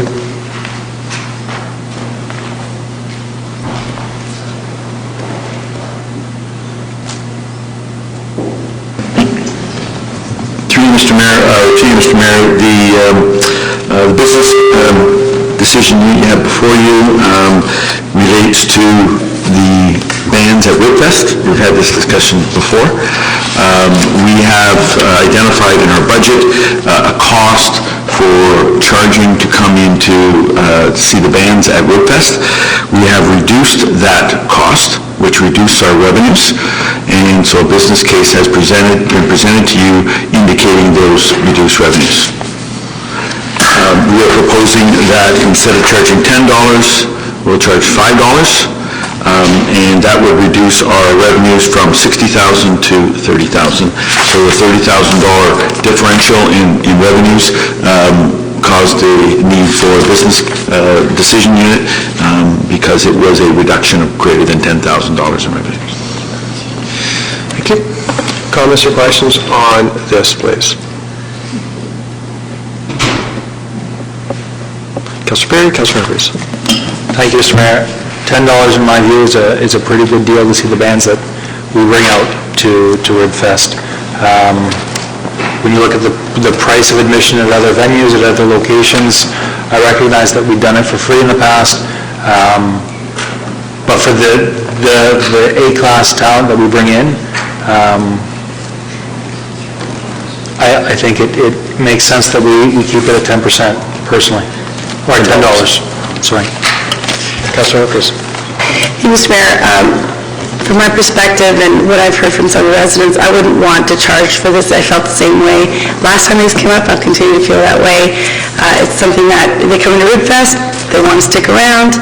I don't see us kicking anybody out in order to get their slip to watch a band. I don't agree with this. I think if we want to bring high talent, we do it at a different venue at a different time. I don't agree that you put in with Ribfest. Ribfest is a huge draw, and I don't think we need to charge our residents for this. Councillor Gardner. I've spent a lot of time speaking to people at Ribfest, and I would say that at least half the people come from out of town. Logistically, through you, Mr. Mayor, to Mr. Downey, That's the question. would that be after a certain time in the evening, there would be an entrance fee? Mr. Downey, how would that work? That's a good question. Through Mr. Mayor, there would be, at a certain period of time, there would be an entrance fee, and then the people that were already in the park would then be approached to purchase wristbands, and if they did, they would ask to leave. Oh, yeah, Yeah, I can see some big problems with that too, but I think it's worth a try. The second question is, what happens when we charge people and then 20 minutes after the concert begins, it starts to turn into a big storm? So that's just buyer beware? Mr. Daddy? To you, Mr. Mayor, that's correct. There would not be a refund. We wouldn't have another opportunity to have that concert. It would be not unlike paying harm for us and not being able to attend because of the weather. Thank you. And to answer the previous question, like what happens if somebody goes through the crowd and says you have to pay $10 now and then someone says no? To you, Mr. Mayor, we have police presence at Woodfest, and we'd be asked the police to escort them out of the park. Thank you. And it would be well signed, so they would be able to see on their way in that was going to happen. And we would have to do some education with respect to that when we advertise it. That's just a comment. Thanks. Councilor Rackus. Councilor Kim. Thank you, Mr. Mayor. I was just going to make a quick comment. I agree. I think that I can foresee a lot of problems and issues with this, trying to get people to pay after they've been in the park, especially when there's alcohol involved. I can see a lot of problems with it. So we might put the beer price up by $1. Councilor Kim. Through Mr. Mayor, to Mr. Downey, is there an opportunity to keep rates low for barns and charge slightly more for visitors? Mr. Downey? See, Mr. Mayor, so you're suggesting a non-resident fee for the event? That would be administratively, that would be difficult, in that they would have to come in with some ID. We would have to check every single person coming in. The lineups would start to get a little bit longer. Administratively, that will be problematic. It's not that it's impossible to do. I believe it would be somewhat problematic, though, from an admissions perspective. You'd have to check every person's ID, and then apply a fee appropriately. The other thing is bringing outside residents into an event is good for local business, and so it's something I believe that we should be encouraging. It certainly is an event that can and is supported by the local community, but it's also very much supported by the outside community, and they come in and spend dollars at other establishments other than Woodfest while they're here. Councilor? Sorry, I think I had Councilor Abel and then Councilor Kim. No, Councilor Tell, pardon me. Thank you, Mr. Mayor. Well, certainly the Woodfest is becoming one of our signature events in town that the town puts on. I know we budget for other events, and we have several concerts in the park. We were very fortunate last year to get sponsorship for the bands that came in. The unfortunate part of this is we had one of those wild storms come up on the Friday night, and then the Saturday, when Platinum Blonde, I'd never seen a crowd like that in Aurora, except perhaps the Lighthouse concert, but I'm guesstimating 6,000 or 7,000. I've never seen anything that big. The people that attend, would they pay $5? I have no problem that they wouldn't mind at all if it's top-notch entertainment. People that come in are paying $5 for a beer, they're paying $25 for ribs. Last year when Platinum Blonde, people couldn't get into the park. They were lined up on the top, and I had many residents say, I can't believe I was there just as the show was getting ready to start, I couldn't get in. When you have difficulties and you perceive difficulties, then you probably should be thinking of ways to mitigate it. I've worked in the entertainment business for years, and we would have a cover charge for the entertainment. Would be good entertainment. People would be there in the afternoon, sitting and having dinner in the evening. and you would say there's a cover charge, they would know beforehand. Some would say, you know what, we thought about staying, the others going, you know what, we just finished up, we'll be on our way. They weren't bounced out and kicked out with their meals, and you can do it in a nice way. We did employ searches of the bags, of people bringing in bags. You could say, well, that's going to be a problem, but it's not. That's a security check. It's quite straightforward. With the recent events in the world, we feel good that we're checking packs. We have security ask that if you're underage, because we had several years of major problems with our underage teenagers, so we said that they couldn't be in there after a certain time, and a lot of people said that was going to be a problem. How can you go around and tell families that they got to leave when they're there with their family? But that wasn't a problem either. So if we're going to get top-notch entertainment, I think putting a little bit of money, a nominal amount of $5, is not going to be an issue.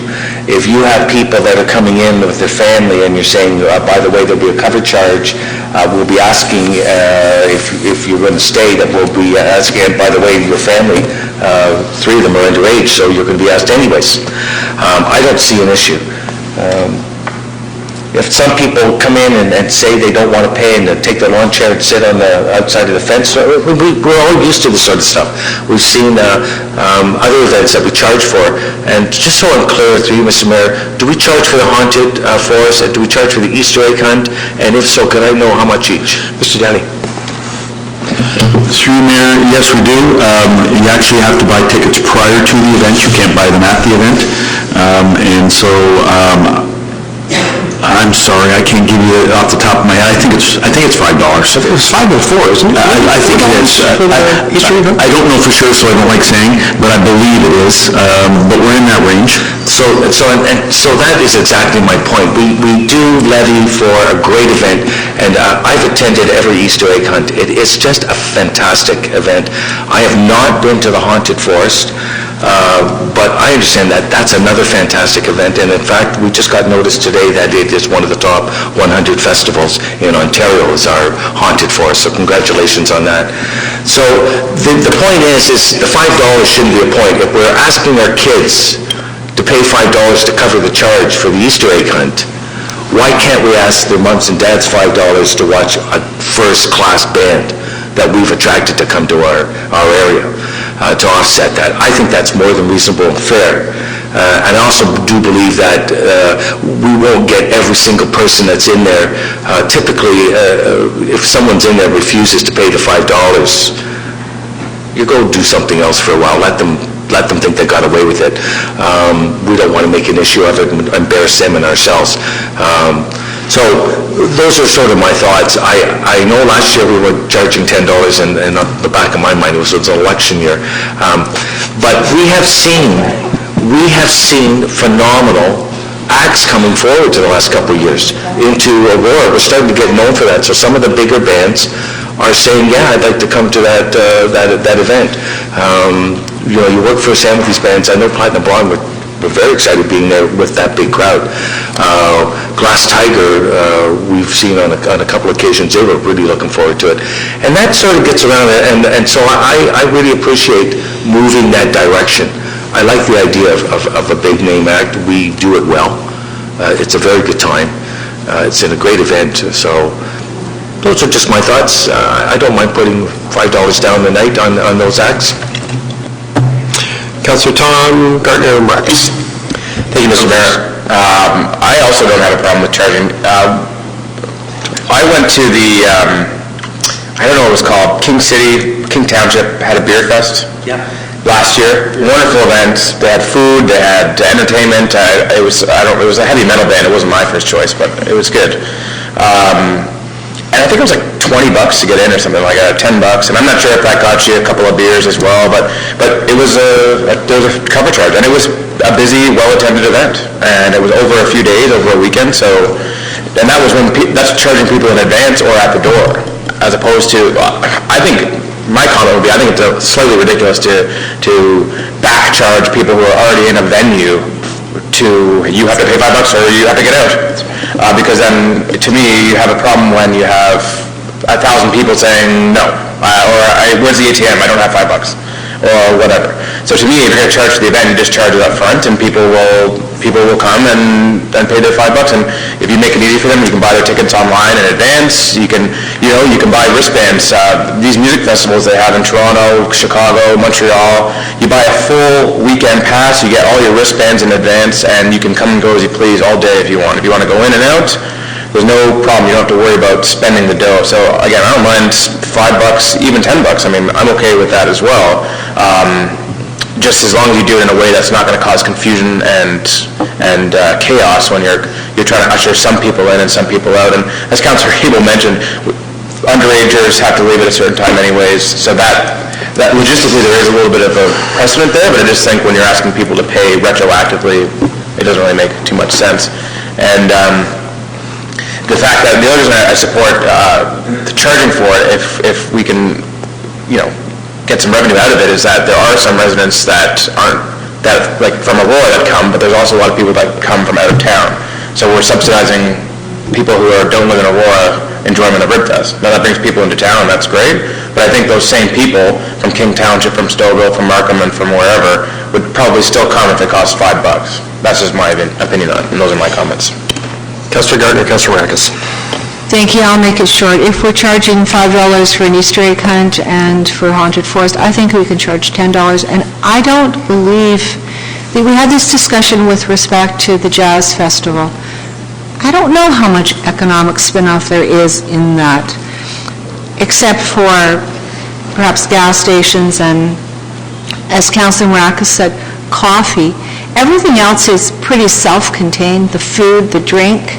I mean, what else would they need to buy in Aurora? So I'm all in favor of $10. I think it should be charged after a certain time, after 6 o'clock or after 7.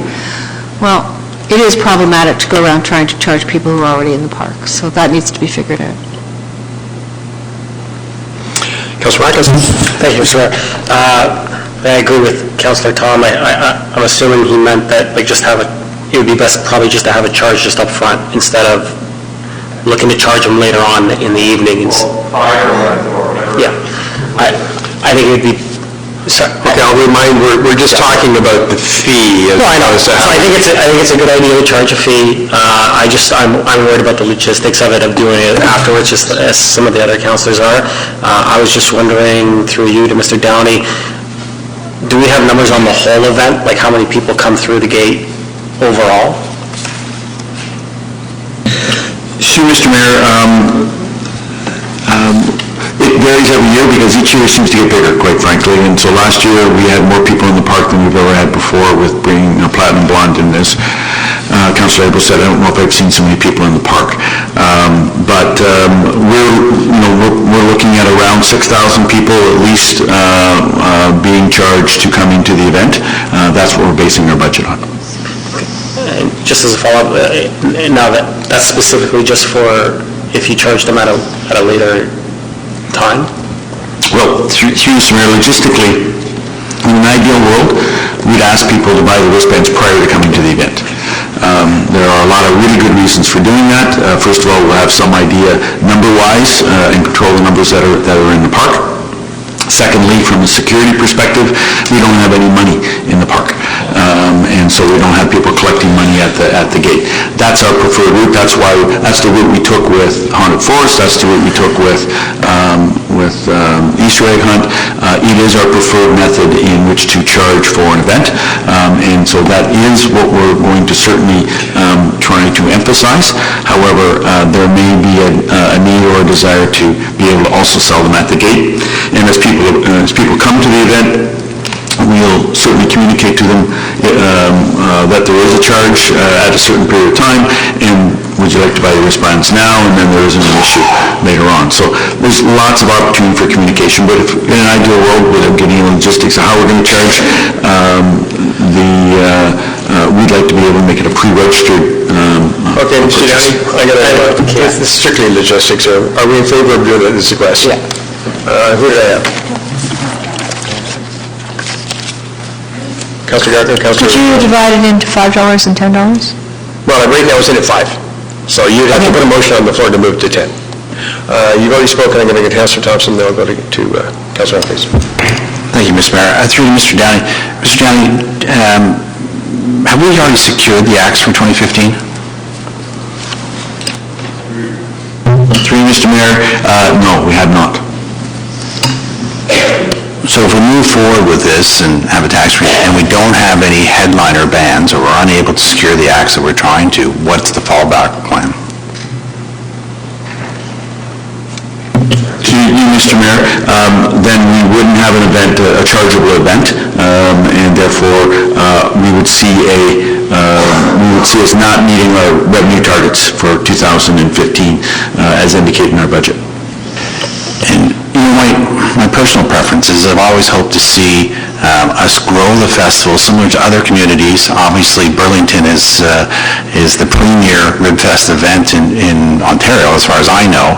Having been there a couple times, it's absolutely packed. It is free, but they've been able to grow it over the years to a point where sponsorship and the vendors pay for the event itself, and it's not a burden on the taxpayers. And certainly, I understand the sentiment behind it. I'd love to see us be able to recoup this $30,000 through sponsorship and the vendors as opposed to charging the residents.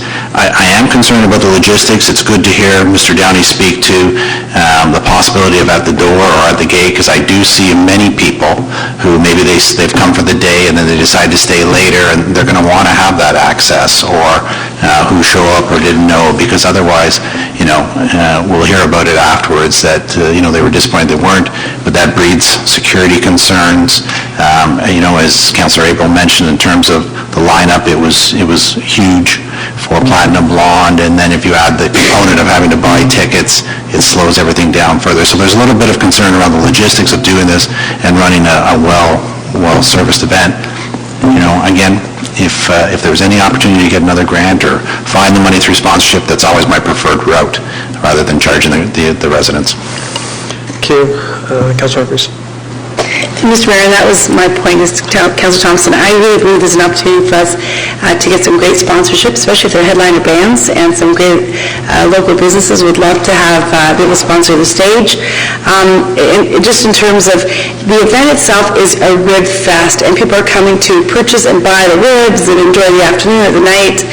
And having a bonus of great talent like that, or big headliner bands, is a great bonus, but that's not the intent. This isn't a come and see the top bands of the year. I mean, we have music in the park, we do a music festival. This is Rib Fest, and if you have those types of great entertainment, and we want to offer that, and it attracts more people, I think that's amazing.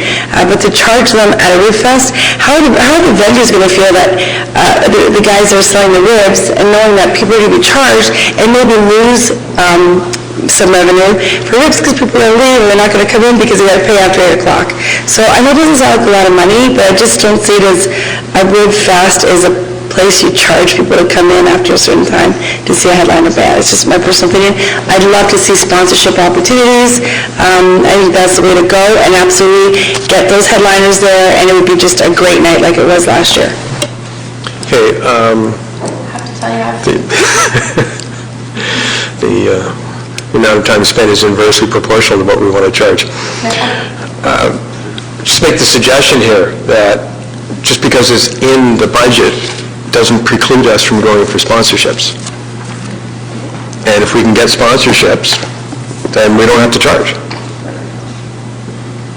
Oh, Mr. Downey's giving me the old, we can always make a change. So I have no problems charging $5, and I would think you do it, there's a number of ways you can do it and still do it very effectively. I've got Councillor April and Councillor Tom. I just wanted to make, Mr. Mayor, thank you very much. I just wanted to make a point that the local businesses and restaurants are not overwhelmed with the Ribfest. You've got out-of-town businesses charging $23, $25 for ribs, and they're lined up while their restaurants sit empty. They're not at all. I've heard businesses say that. These vendors, these Ribfests, Councillor Humphrey, are making, in my mind, a fortune. The dollar amounts, and I'm only speculating, but $250,000 they're hauling out when their trucks leave. So that's phenomenal money that they're taking out of our community. Excuse me, Councillor. I'm just giving what I feel is my overview of it. It's a great event. I've heard from a lot of restaurants that they're not thrilled with it. They're taking money right out of their pocket. So you were just saying we should be sympathetic to the rib vendors because the $5 we're charging at the gate's going to take it out of their pocket. Councillor Tom. It's my understanding that, and thank you, Mr. Mayor, it's my understanding that last year there was a shortfall in revenue because we didn't end up charging. Is that not correct to you, to Mr. Downey? To you, Mr. Mayor, that's correct. So thank you. If I may, we're talking about including this in the budget as a $30,000 increase in special event revenues, and then if we don't realize it because down the line we decide not to charge, then there'll be a $30,000 hole in the budget. Am I not correct in that? Yep. So, No, Mr. Downey would like to... I guess I had not, so I thought that was... Through you, Mr. Mayor, just so we're crystal, the admissions within the special events budget last year was $77,000. We had anticipated moving forward with charging for RibFest last year. Council made a decision not to charge, so we therefore did not meet our revenue targets. We then came forward in 2015 and made a $30,000 adjustment, which you see before you, reducing our admission fees down from $77,000 to $47,000. So we have $47,000 identified in our 2015 budget for admission fees. Thank you. So then this is a $30,000 to top that up, I guess, to make that whole, that amount? Mr. Elliott? Through you, Mr. Chair, the $60,000 from last year for RibFest was taken out of the budget after budget approval, and it was taken out by council. And so for purposes of this schedule up here, we buried that $60,000 in the other changes in revenue. But we wanted to be sure that council was aware that Mr. Downey was proposing a wristband fee for 2015. That's why it's showing here. So the 60 is up above, the 60 coming out. This is the new 30 for a charge for wristbands for this year being proposed. We wanted to be sure that this conversation took place at this stage. Thank you. Councillor? So that helps you out a lot. So if we decide now to go through with charging and then we, get stage fright and we want to not charge maybe down the road, then the same problem will happen next year as happened last year. Okay. So I think we should avoid that. I think there should be some consensus. I don't think we should do that again. I think that's a mistake. I mean, the other RibFests don't charge, so maybe there is opportunity for the revenue to come from some other place, like sponsorship or whatever. But I guess my experience with sponsorship, especially with municipalities, is that there's a lot of potential for sponsorship, and I'm talking in a general sense, and it goes unrealized. I work in the business. There's rink boards in every municipality that are unsold, and they are worth at least $1,000 to $2,000 a year each, and they're not sold. And so but the revenue potential is there. So you could say, well, the potential for revenue is there. So we can get sponsorships, we can sell rink boards, we can sell sponsorships to RibFest. But unless you do it, and so I guess that's my problem with saying, well, we'll just make up that $30K through sponsorship when a lot of the sponsorship that the town currently could be realizing isn't realized. So I think there should be a consensus. I don't really feel like it's proper to agree to have a charge for $30,000 and then have us do what we did last year, which was to go back. So I don't know. I don't know what we do at this stage or not. Sorry, Mr. Mayor. At this point, we're simply talking about approving or not approving an admission charge at RibFest. Councillor Berry. For me at this point, it's, although $10 would have been fine with me, $5 makes sense as well. But really at this point, we're talking about, the money comes from somewhere anyways. So would we rather charge all of our residents and have it come out of the tax levy, or would we rather charge those who attend as well as those who attend from out of town to pay. So, at this point, who are we trying to benefit at this point in time? For me, $5 makes sense, we should just move forward on it. Councilor Maracus. Thank you, sir. I just got two questions. Through you, Mr. Downey, is there any Rib Fest that does charge anywhere in Ontario? Bradford. Mr. Denny? And if he doesn't know, Mr. Garvey does. Well, then I'll turn it over to Mr. Garvey.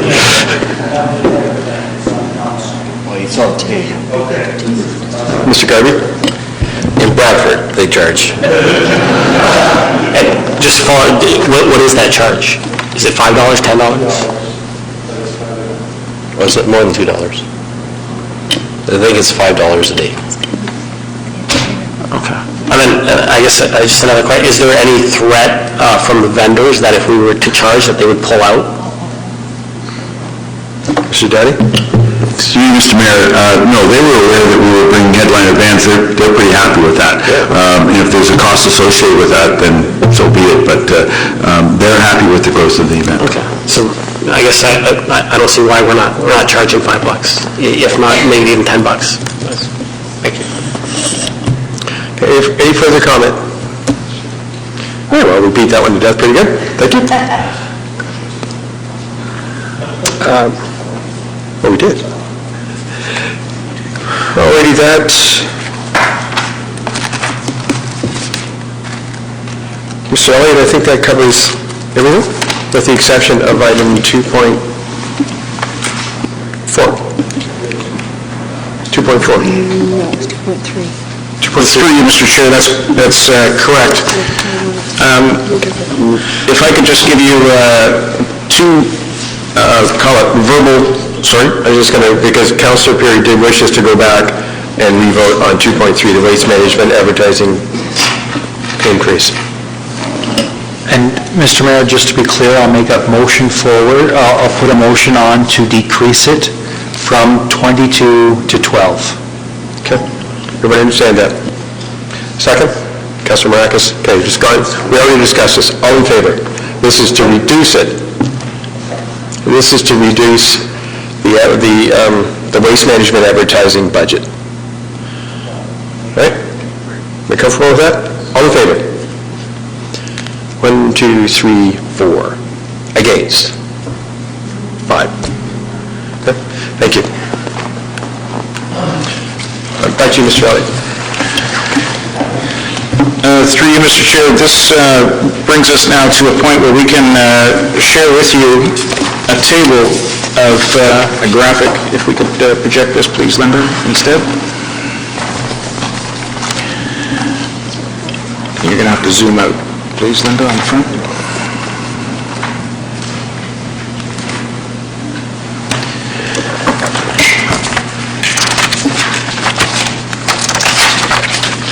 That's in the handout that you left with us? It's in the handout, but we've updated the handout. Oh, okay. To reflect your discussions of tonight.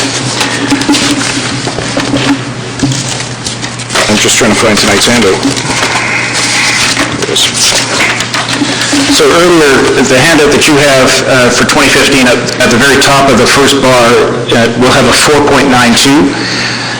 Because of the elimination of a couple of those adjustments, including the one we just spoke of, we're now pushed back up just over 5 to 5.09.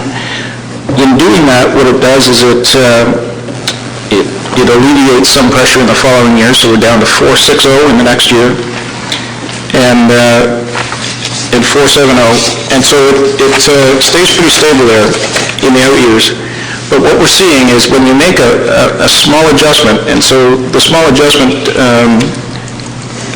gave us just $30,000. Sorry, let me start again. We're at 5.09. You can see across the top in the blue towers is the equal fire services pressure that we spoke of at the first of this meeting. The green is the fiscal strategy, so this is the reduction of hydro interest and also the increase in contribution to reserves. And so that is there in the green all the way across, fairly stable across the way. And then what you see is the base budget, operational budget now, is sitting at 2.97 for this year, and 2.71 for the following year. I'm sorry, it's not that. Can't read it. There's 3.0 for this year, even, 2.55, and 2.45. And so we're seeing some elimination, but because you've got less savings than earlier proposed, the pressure of next year is slightly reduced. So you're taking pressure from this year, and it slides across. So we're at 509. Now, the question earlier was, what if we took the snow removal issue and deferred it a bit, but we can talk about that in next week's. That would be about a 0.82 spread across each year instead of the pressure that was shown. So that's where we're at today, and at the moment, 509. And when we look at that, the tax rate pressures to the residentials, do we have that, Jason? The additional slides here. Do we have the impacts?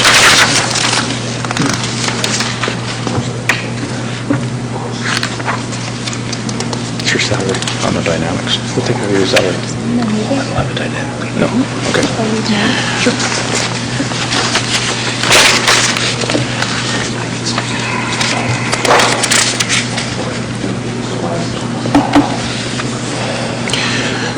So we were at 4.92. If you turn to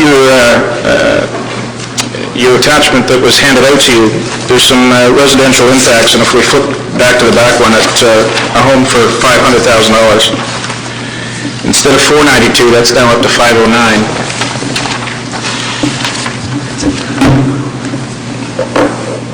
Where's the 100,000 one? Yeah, where's the 500? Okay, scroll. So on the town share side of that 500,000, the per year impact is $88, and the total estimated tax bill is now $18.29 on the bottom corner of that chart instead of $18.26. So we've put $3 a year back onto the taxpayer. And so you can get the sense that the impacts of these small $5,000 and $10,000 adjustments are not significant, but they do add up. I don't discount that. What happens, though, is when we come across to the combined impact for the taxpayer, we're sitting at an estimated combined tax bill increase of 3.11% when we mix that with the region and the school board. And today, what was interesting was in the Toronto Sun today was the discussion that Council's going to be voting on the Mayor's recommended budget from his executive committee. That's in Toronto. In the city of Toronto. Sorry, thank you. The budget is quote-unquote 2.25%, but then there's another 0.5% for the Scarborough subway to be added to that. And then because of a shift from non-res to res, the residentials will actually experience a 3.2% tax bill increase. And we're just at 3.11 on a combined basis. So I think we're in good stead if you were going to compare it to something as topical as the City of Toronto's budget that gets an awful lot of press in the GTA. Thank you, Mr. Elliott. Councilor Abel. Thank you, Mr. Mayor. And if you could, we have an increase in core services, but that increase is going down as the term comes. Could you just highlight what drives those and the trends? And I don't need a lot of detail, just so the residents, I have an explanation to them. Mr. Elliott? We will help with that in our communications in the budget, and perhaps we can do a little bit more of that for next meeting. But one of the key drivers is not just our inflationary pressures and costs of energy and so on that we've seen here. Cost of snow plowing is in there. Offsetting that, or hidden in there as well, is some declines in core revenues. In planning department revenues, we saw a decline in revenues, and so that turns into a tax pressure. It's not just our expenditure side we have to watch. We have volatility in our revenue side as well. And so when revenues decline, taxes have to go up as well. And so we experienced some of that this year and less in the future years. And you can see in 2018, we went back and looked at that anomaly as to why is 2018 so much smaller than 2017 in this graph in the red box. And it's a summation of $100,000 here and there on the large line items, whether it's snow clearing. I don't want to pull that one apart, but these core revenues, like planning department revenues, falling off clearly in that year we're expecting. And other forecasts are showing those changes. At the same time, we've isolated out the fire revenues, or the fire costs up above. So we are confident that that forecast is what was provided to us by our departments, and the numbers on this graphic are representative of the best information that we have at this time. Yes, sir? Any other general comments on what Mr. Elliott has just given us as an update? Okie dokie, then,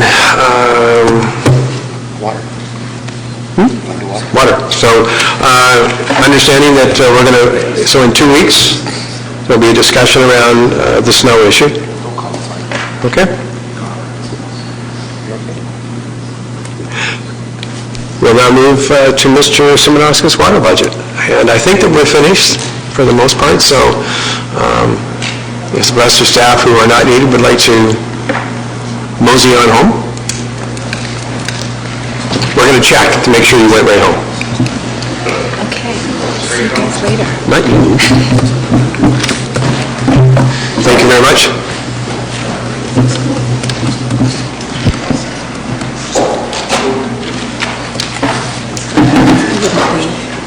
I would say. It's your dedication. I am dedicated. Wish you luck, Dad. So, through Mr. Mayor, you're going to miss a great presentation. I have for you the actual 2015 budget. Some members of council were gracious enough to attend a sort of pre-session for those who haven't seen the budget process, so we had a chance to run through some of the slides from last year and talk about how the budget's prepared.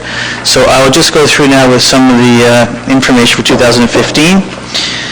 Again, with a background on a number of legislative documents that we have to comply with, a lot of them that you've heard in the past with regards to the Clean Water Act, Environmental Protection Act, Health Protection and Promotion Act, Water Resources, Safe Drinking Water Act, and Sustainable Water and Sewage Systems Act. So these are some of the primary documents that we need to fulfill with regards to legislative requirements. We also have a mandate for financial sustainability, as well as the knowledge that our water, because York Region's landlocked, Aurora is primarily supplied by groundwater prior to the connection to the Toronto Peel system, and now we are primarily surface water supplied from Lake Ontario. Full cost recovery is a central theme of the water budget, primarily relating to the need to ensure we have sufficient funding to both care for the system now and in the future. And this slide just identifies all the cost components that we need to consider, from operating costs right up to funding both long-term costs and historical underfunding practices. So for our system, we have a blended ratio of water, 30% lake water, or 30% groundwater and 70% lake water.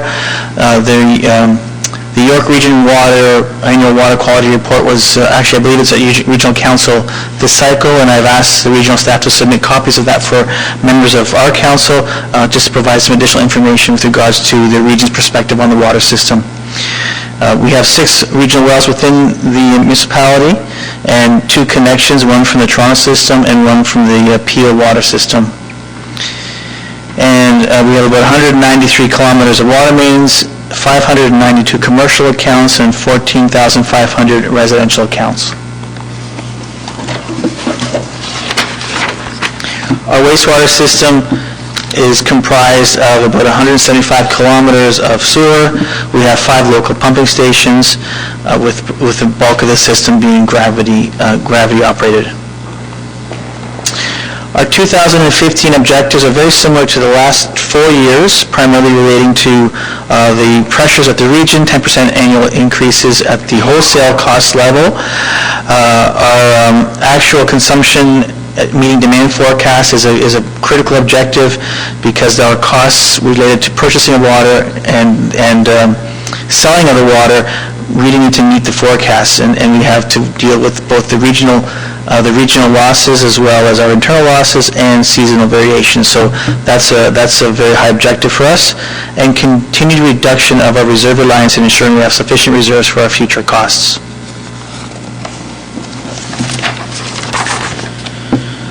This is a summary slide of our costs for the water wastewater programs. You can see our costs, our actual costs in red, and the program budget in blue, with the pressure drivers. And this slide just breaks it out into its component parts, being the operating budget at the bottom, the reserve contribution with the band in the middle, and the regional charges with the top bands. This slide clearly demonstrates that the majority of our costs are driven by the region, and the majority of the future interest or the increases in costs are being driven by the region as well. 2014 variance to 15, we have salary underspend of $97,000, materials overspend of $36,000, annual system maintenance and repair contracts underspend, and our regional supply purchases underspend of $680. That $680 is related to our forecast to actuals, and we'd see a similar underspend in the revenues as well, based on not having to sell that amount of water either. So our total underspend is about $827,000. This is about 5% on our annual budget of about $16 million. And again, the bulk of that variance is related to our forecast to actuals relating to the purchase from the region. This slide just shows the breakdown percentage-wise from the 14 to 15 budget. Most of the components are the same. We've seen a slight uptick in the regional supply costs, as well as material costs and contributions to reserves, which we try to increase every year based on a 10-year plan that we have.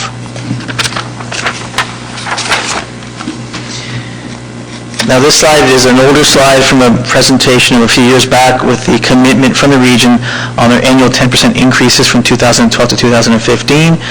They are forecasting reductions, although this may change, and Mr. Mayor may be bringing new information once the water budget is approved based on any updates to their forecasts. However, at this point in time, we're proceeding with those forecasts for our out-year projections.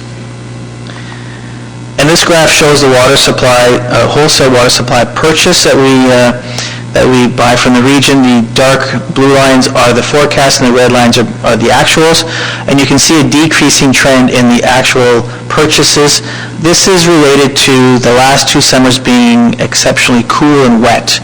And our summers are where we see the most water sales occurring, primarily because of outdoor water use.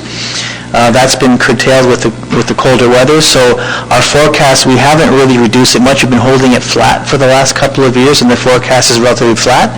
However, this could bump above forecast very easily if we have a really dry and hot summer. So now we move into the financial forecast, with the first column in this chart being our estimated volume to purchase from the region at 5.5 million cubic meters, so we haven't changed our forecast. Our blended rates, because of the 10% increase the region is incurring, is resulting in a 10% increase in the actual rate that we're paying the region, which results in a 10% increase in our total cost of purchase of the water. So that $11.639 million moves into our budget sheets as our base cost for the water purchase. Then we move down the column with our operation costs of $4 million for a subtotal of $15.69 million in In direct costs, we have a reserve contribution combined for water and sewer of $2.1 million, increasing that by about $300,000 year over year. We have some miscellaneous revenues, and we have then a net expense of just under $17.5 million. And the next line, the second last line is our reserve to offset operating. So this is our historic reliance on reserves to balance our operating budget, and we've been trying to reduce this to zero. Because of the continued pressures from the region, it's becoming more and more challenging to get this to zero and not have high increases on our user water rates at the end. So we have reduced it substantially this year in the forecast. However, there still remains about $380,000 of reserve reliance for 2015. So that brings us down to a net volume, net cost to the system, of which we have to recover from our rate revenues, and that's $15.45 million. That's broken down into its component parts on a percentage basis. So you see salaries 0.4% increase, materials 0.7%, contracts are down 2.3%, reliance on reserve for operating is a 1.6% net increase. Reserve contributions for R&R is 1.9%. Internal transfers are nominal, and miscellaneous revenues are nominal. So we're looking at a combined pressure of 2.9% on our controllable costs. The regional charges adds another 6.8% to that, so bottom line is about 9.7% on the total revenue required, so just under 10%. Then we move into our recovery side, so this is the sale of water. So for 2014, we're looking at a slight increase in sales, about 0.2%. Just put that in there. And our blended rate from the expected revenue that we would generate is about 9.5%. And this is the expected revenue increase for the total revenues for the total program. Once we get to the actual rates, the rate increases are a little different. So this is just a graphic of how much of the revenue that we collect is for town costs and how much is for regional costs. So similar pressure based on our regional increases on an annual basis.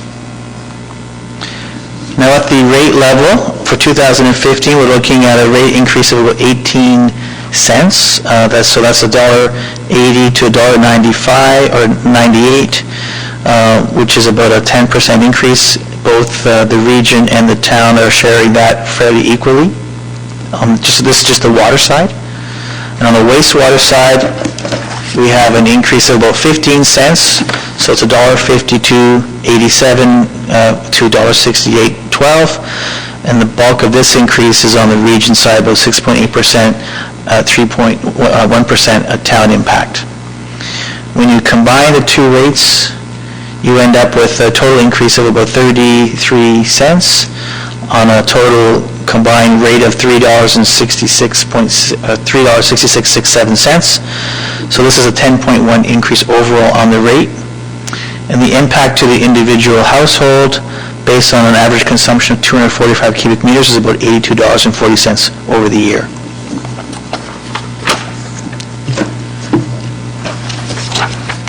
The last component is the stormwater budget, which is a separate item as well as being rate supported, but it's reported separately because it's based on a per house basis versus a unit rate consumption.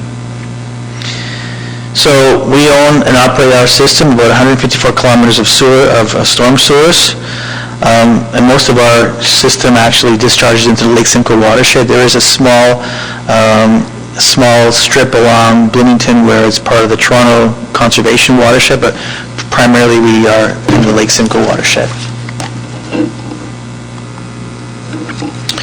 So our objectives with the stormwater system is to comply with our legislative requirements, and there's a number of regulations that we look to: Conservation Authorities Act, Environmental Protection Act, Lake Simcoe Protection Act, Lake and Rivers Improvements Act, and the Source Protection Act. So these documents are all referred to in our planning for our stormwater management. Budget objectives are to ensure adequate reserve contributions and creating a sustainable long-term stormwater system, as well as optimize program services and establish a rate to achieve fully funded programming. Our stormwater reserves are actually, our stormwater program is actually in good health, the reserves are in good health, and the program funding is adequate for the program that we have established. There will be a report coming to council probably later on this year that's currently being reviewed by the Lake Simcoe Conservation Authority. It's our updated stormwater management plan, which is a requirement of the Lake Simcoe Protection Act, and it does outline a number of programs and projects over the next 10 years. We have set aside an average investment of $500,000 per year for that program already, so that's already been factored into our budgets and into our reserves. So once that plan comes to council, we'll actually look at what the projects are that we'll be looking to implement in the next 10 years. Variance for the program is about 7% on the $1.4 million budget, so we had salaries underspent and operations underspent.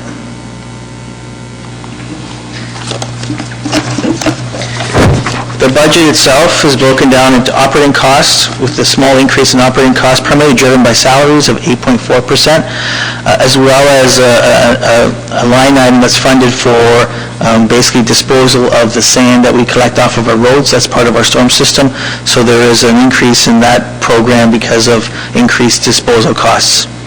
The reserve contribution, we've been holding at about $1 million a year, and that's adequate, so there's no increase in our reserve contributions. And there is a reliance on the reserve to balance the budget. It's a marginal reliance, and we are looking to reduce that. However, I chose to actually increase it slightly this year to keep our program costs fixed at the $1.313 million level. We will probably see that number going down again next year as well because of the increased number of homes coming with the 2C, so they'll be contributing to the program as well. So those additional contributions, I'm hopeful that we can maintain a reasonably balanced stormwater rate.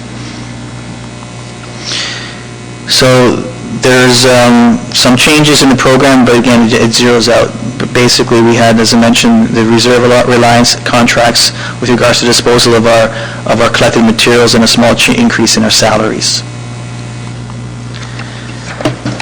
So there's a proposed 0% increase in our rates for 2015, and this graph here just shows you the historic rates that we've been plotting since 2011. And that's the end of the presentation. Thank you, Mr. Simonauskas. Council, may I have a motion to receive this information? Councilors Peary and Tom, there will be a report in the next few weeks, correct, Mr. Simonauskas? Through Mr. Mayor, there'll be a council report to approve the rates coming at the next cycle in March. Thank you. So at this point, we're just looking for questions on Mr. Simonauskas' presentation.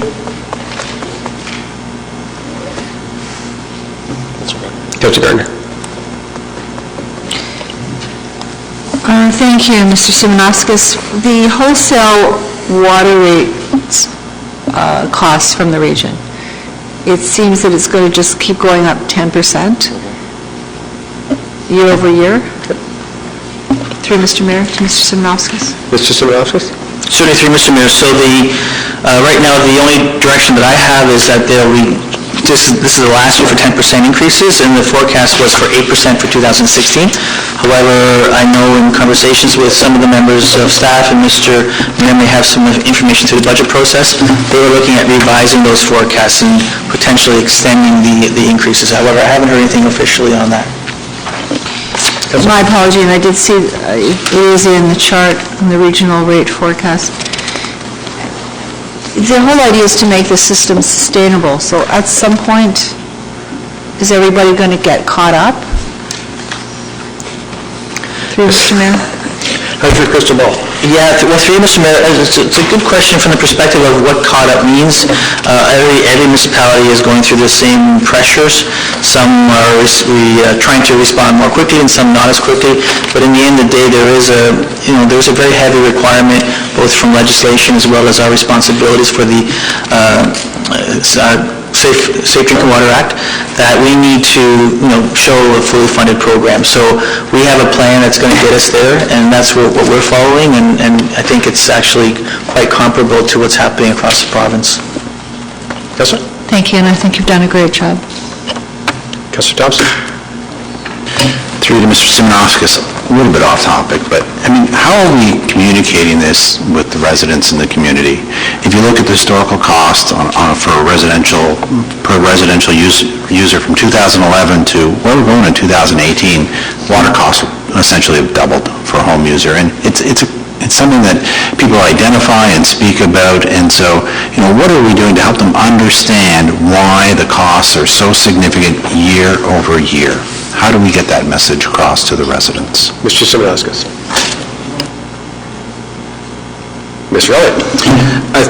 Through you, Mr. Chair, I think it goes to the whole communication of both the operating budget and the water and rates budget. We have a brochure that goes to every homeowner for each of those. One goes in the water bill, one goes in the tax bill.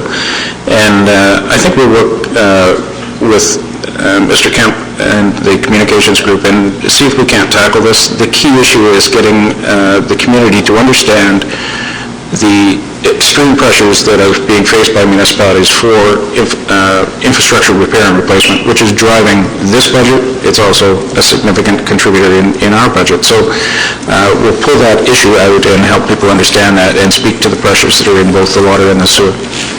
Thank you, and that's where I was sort of going. I was taking a look at the pamphlet that we attach and send out, and it is a little bit repetitive year over year in terms of when I compare, especially with regards to the water, and I think that it would help if we can somehow revisit it and look at the message that we're sending out, especially with water, because we're moving towards full cost recovery.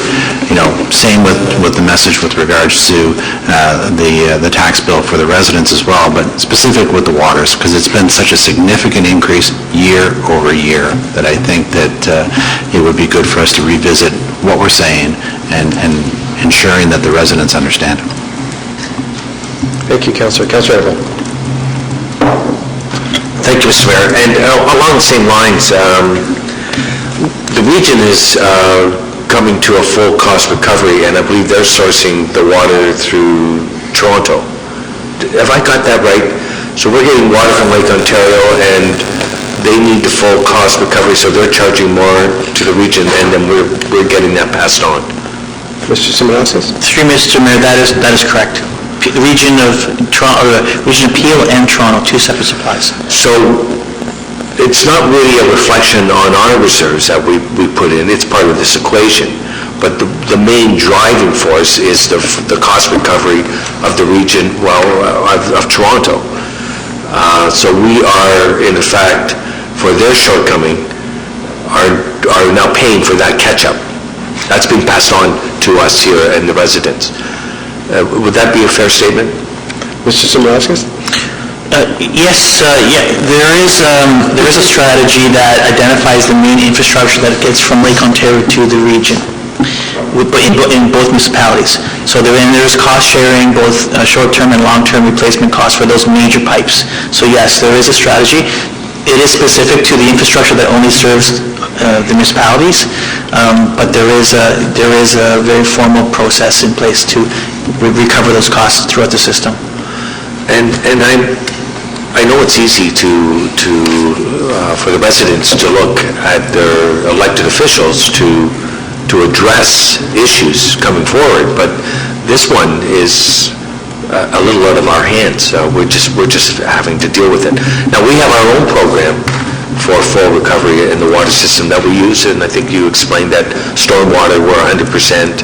And so we take our reserves and add it to what is being costed to the region. And I know this will be borne out in a report, but I do like responding, and I don't want to mislead, And everyone says, well, you're just passing the buck, but there is, in fact, a lot of merit to that kind of comment.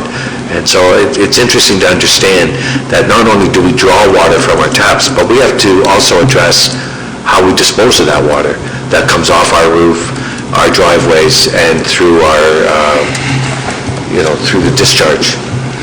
And I think that that's part of people don't really look at. They're just looking at the meter going and saying, well, this doesn't seem fair or reasonable. So that education note that we pass on, I don't know if that's being addressed. I should have but we should be blunt and let people know point blank and make sure that, we get that message clear. Thank you, Councillor. Councillor Perry. Thank you, Mr. Mayor. Through you to Mr. Garvey, do you have any level of satisfaction that we're not paying more than we should be to bring the water up to Aurora from Toronto? Toronto has a very old system filled with clay pipes that very much need to be replaced. Are we paying our fair share to bring it up, or are we paying, are Aurora residents and York Region residents paying to fix Toronto's water infrastructure? I'm not sure if that's a fair question, Mr. Garvey. Well, through you, Mr. Mayor, is it fair? Probably yes. Are we paying more than, are we paying for some of the remediation in Toronto? I'm pretty sure we are. And I think that's a long-standing practice since it's almost buying into the system, the price of admission, so to speak. So I can't remember exactly when York Region first started purchasing water from Toronto, but it goes back many, many years. And there was a recognition that to move water from Toronto to York Region, there was the necessity to make improvements in the city of Toronto to make that happen. So there was a recognition of existing infrastructure at that time. So, Mr. Elliott, did you have a comment? I was going to say that, subject to the region confirming one way or the other, is it about fair? All of the clients of the City of Toronto's water system are paying for their infrastructure. Their residents, as well as the region of York, who is a client. And I don't doubt that at all. But, many of our residents go to Toronto to work, so that's one resource that we have that Toronto's using up. Are we charging a toll on them? Is there a possibility to get a report back to see how our funding is being used that we pay them?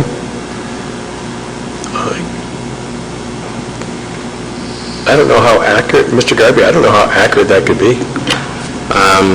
through you, Mr. Mayor, you could probably get a presentation on the capital program funding in the city of Toronto. I don't know, maybe I'll refer that to Mr. Simonauskas. He might have a better handle, having worked in the area at the region. It's difficult to separate, I know that, and it's sometimes a lump sum, and I don't really know enough about the detail of it, so. Mr. Simonauskas? Through you, Mr. Mayor, maybe what I can do is, they have to do annual reports just like we do. The legislation requires a lot of documentation. So there is one document that I have requested for council to have. I'll just make that request from a budget perspective as well. I know when I was there, being part of that team, the cost-sharing model is very detailed. It looks at each pipe that's actually connecting us to the lake and how much it is and how old it is and what size it is and who has how much capacity of each. So there's a very detailed analysis, and it's a very rigorous process. So as far as fairness is concerned, it's as fair as it can be, but it is a lot of money, and I also know how expensive it was too, so. If that report is already out and available, I'd love to just go through it and see exactly how our money is being spent that we use to purchase the water. So thank you. I think it's a bit of a catch-22 because we wouldn't have grown to the size that we are if we didn't have Toronto Water, so it's...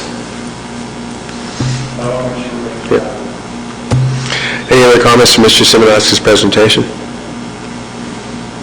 Seeing none, all in favor of receipt, please. Contrary? That is carried. Thank you, Mr. Simonosis. I believe that concludes our items for this evening.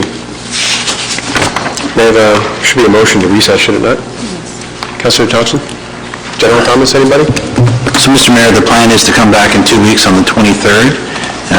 Would it be a suggestion to members of council if that they have additional or new budgetary considerations to make members of council aware and bring them forward in 2 weeks' time, or because that may be the last chance to talk about the operating budget before it goes to council? Yeah, we always obviously have the council meeting where we discuss. Yep, absolutely. So, indeed, if you have questions between now and then, I encourage you to speak to the specific director, or Mr. Elliott, or Mr. Gartner, who has instant access to all those facts, just like that. If there's no other comments or questions, then motion to recess, please. Councillor Maracas, Councillor Thompson, all in favor? Contrary? That is carried. Thank you, sir. See you tomorrow.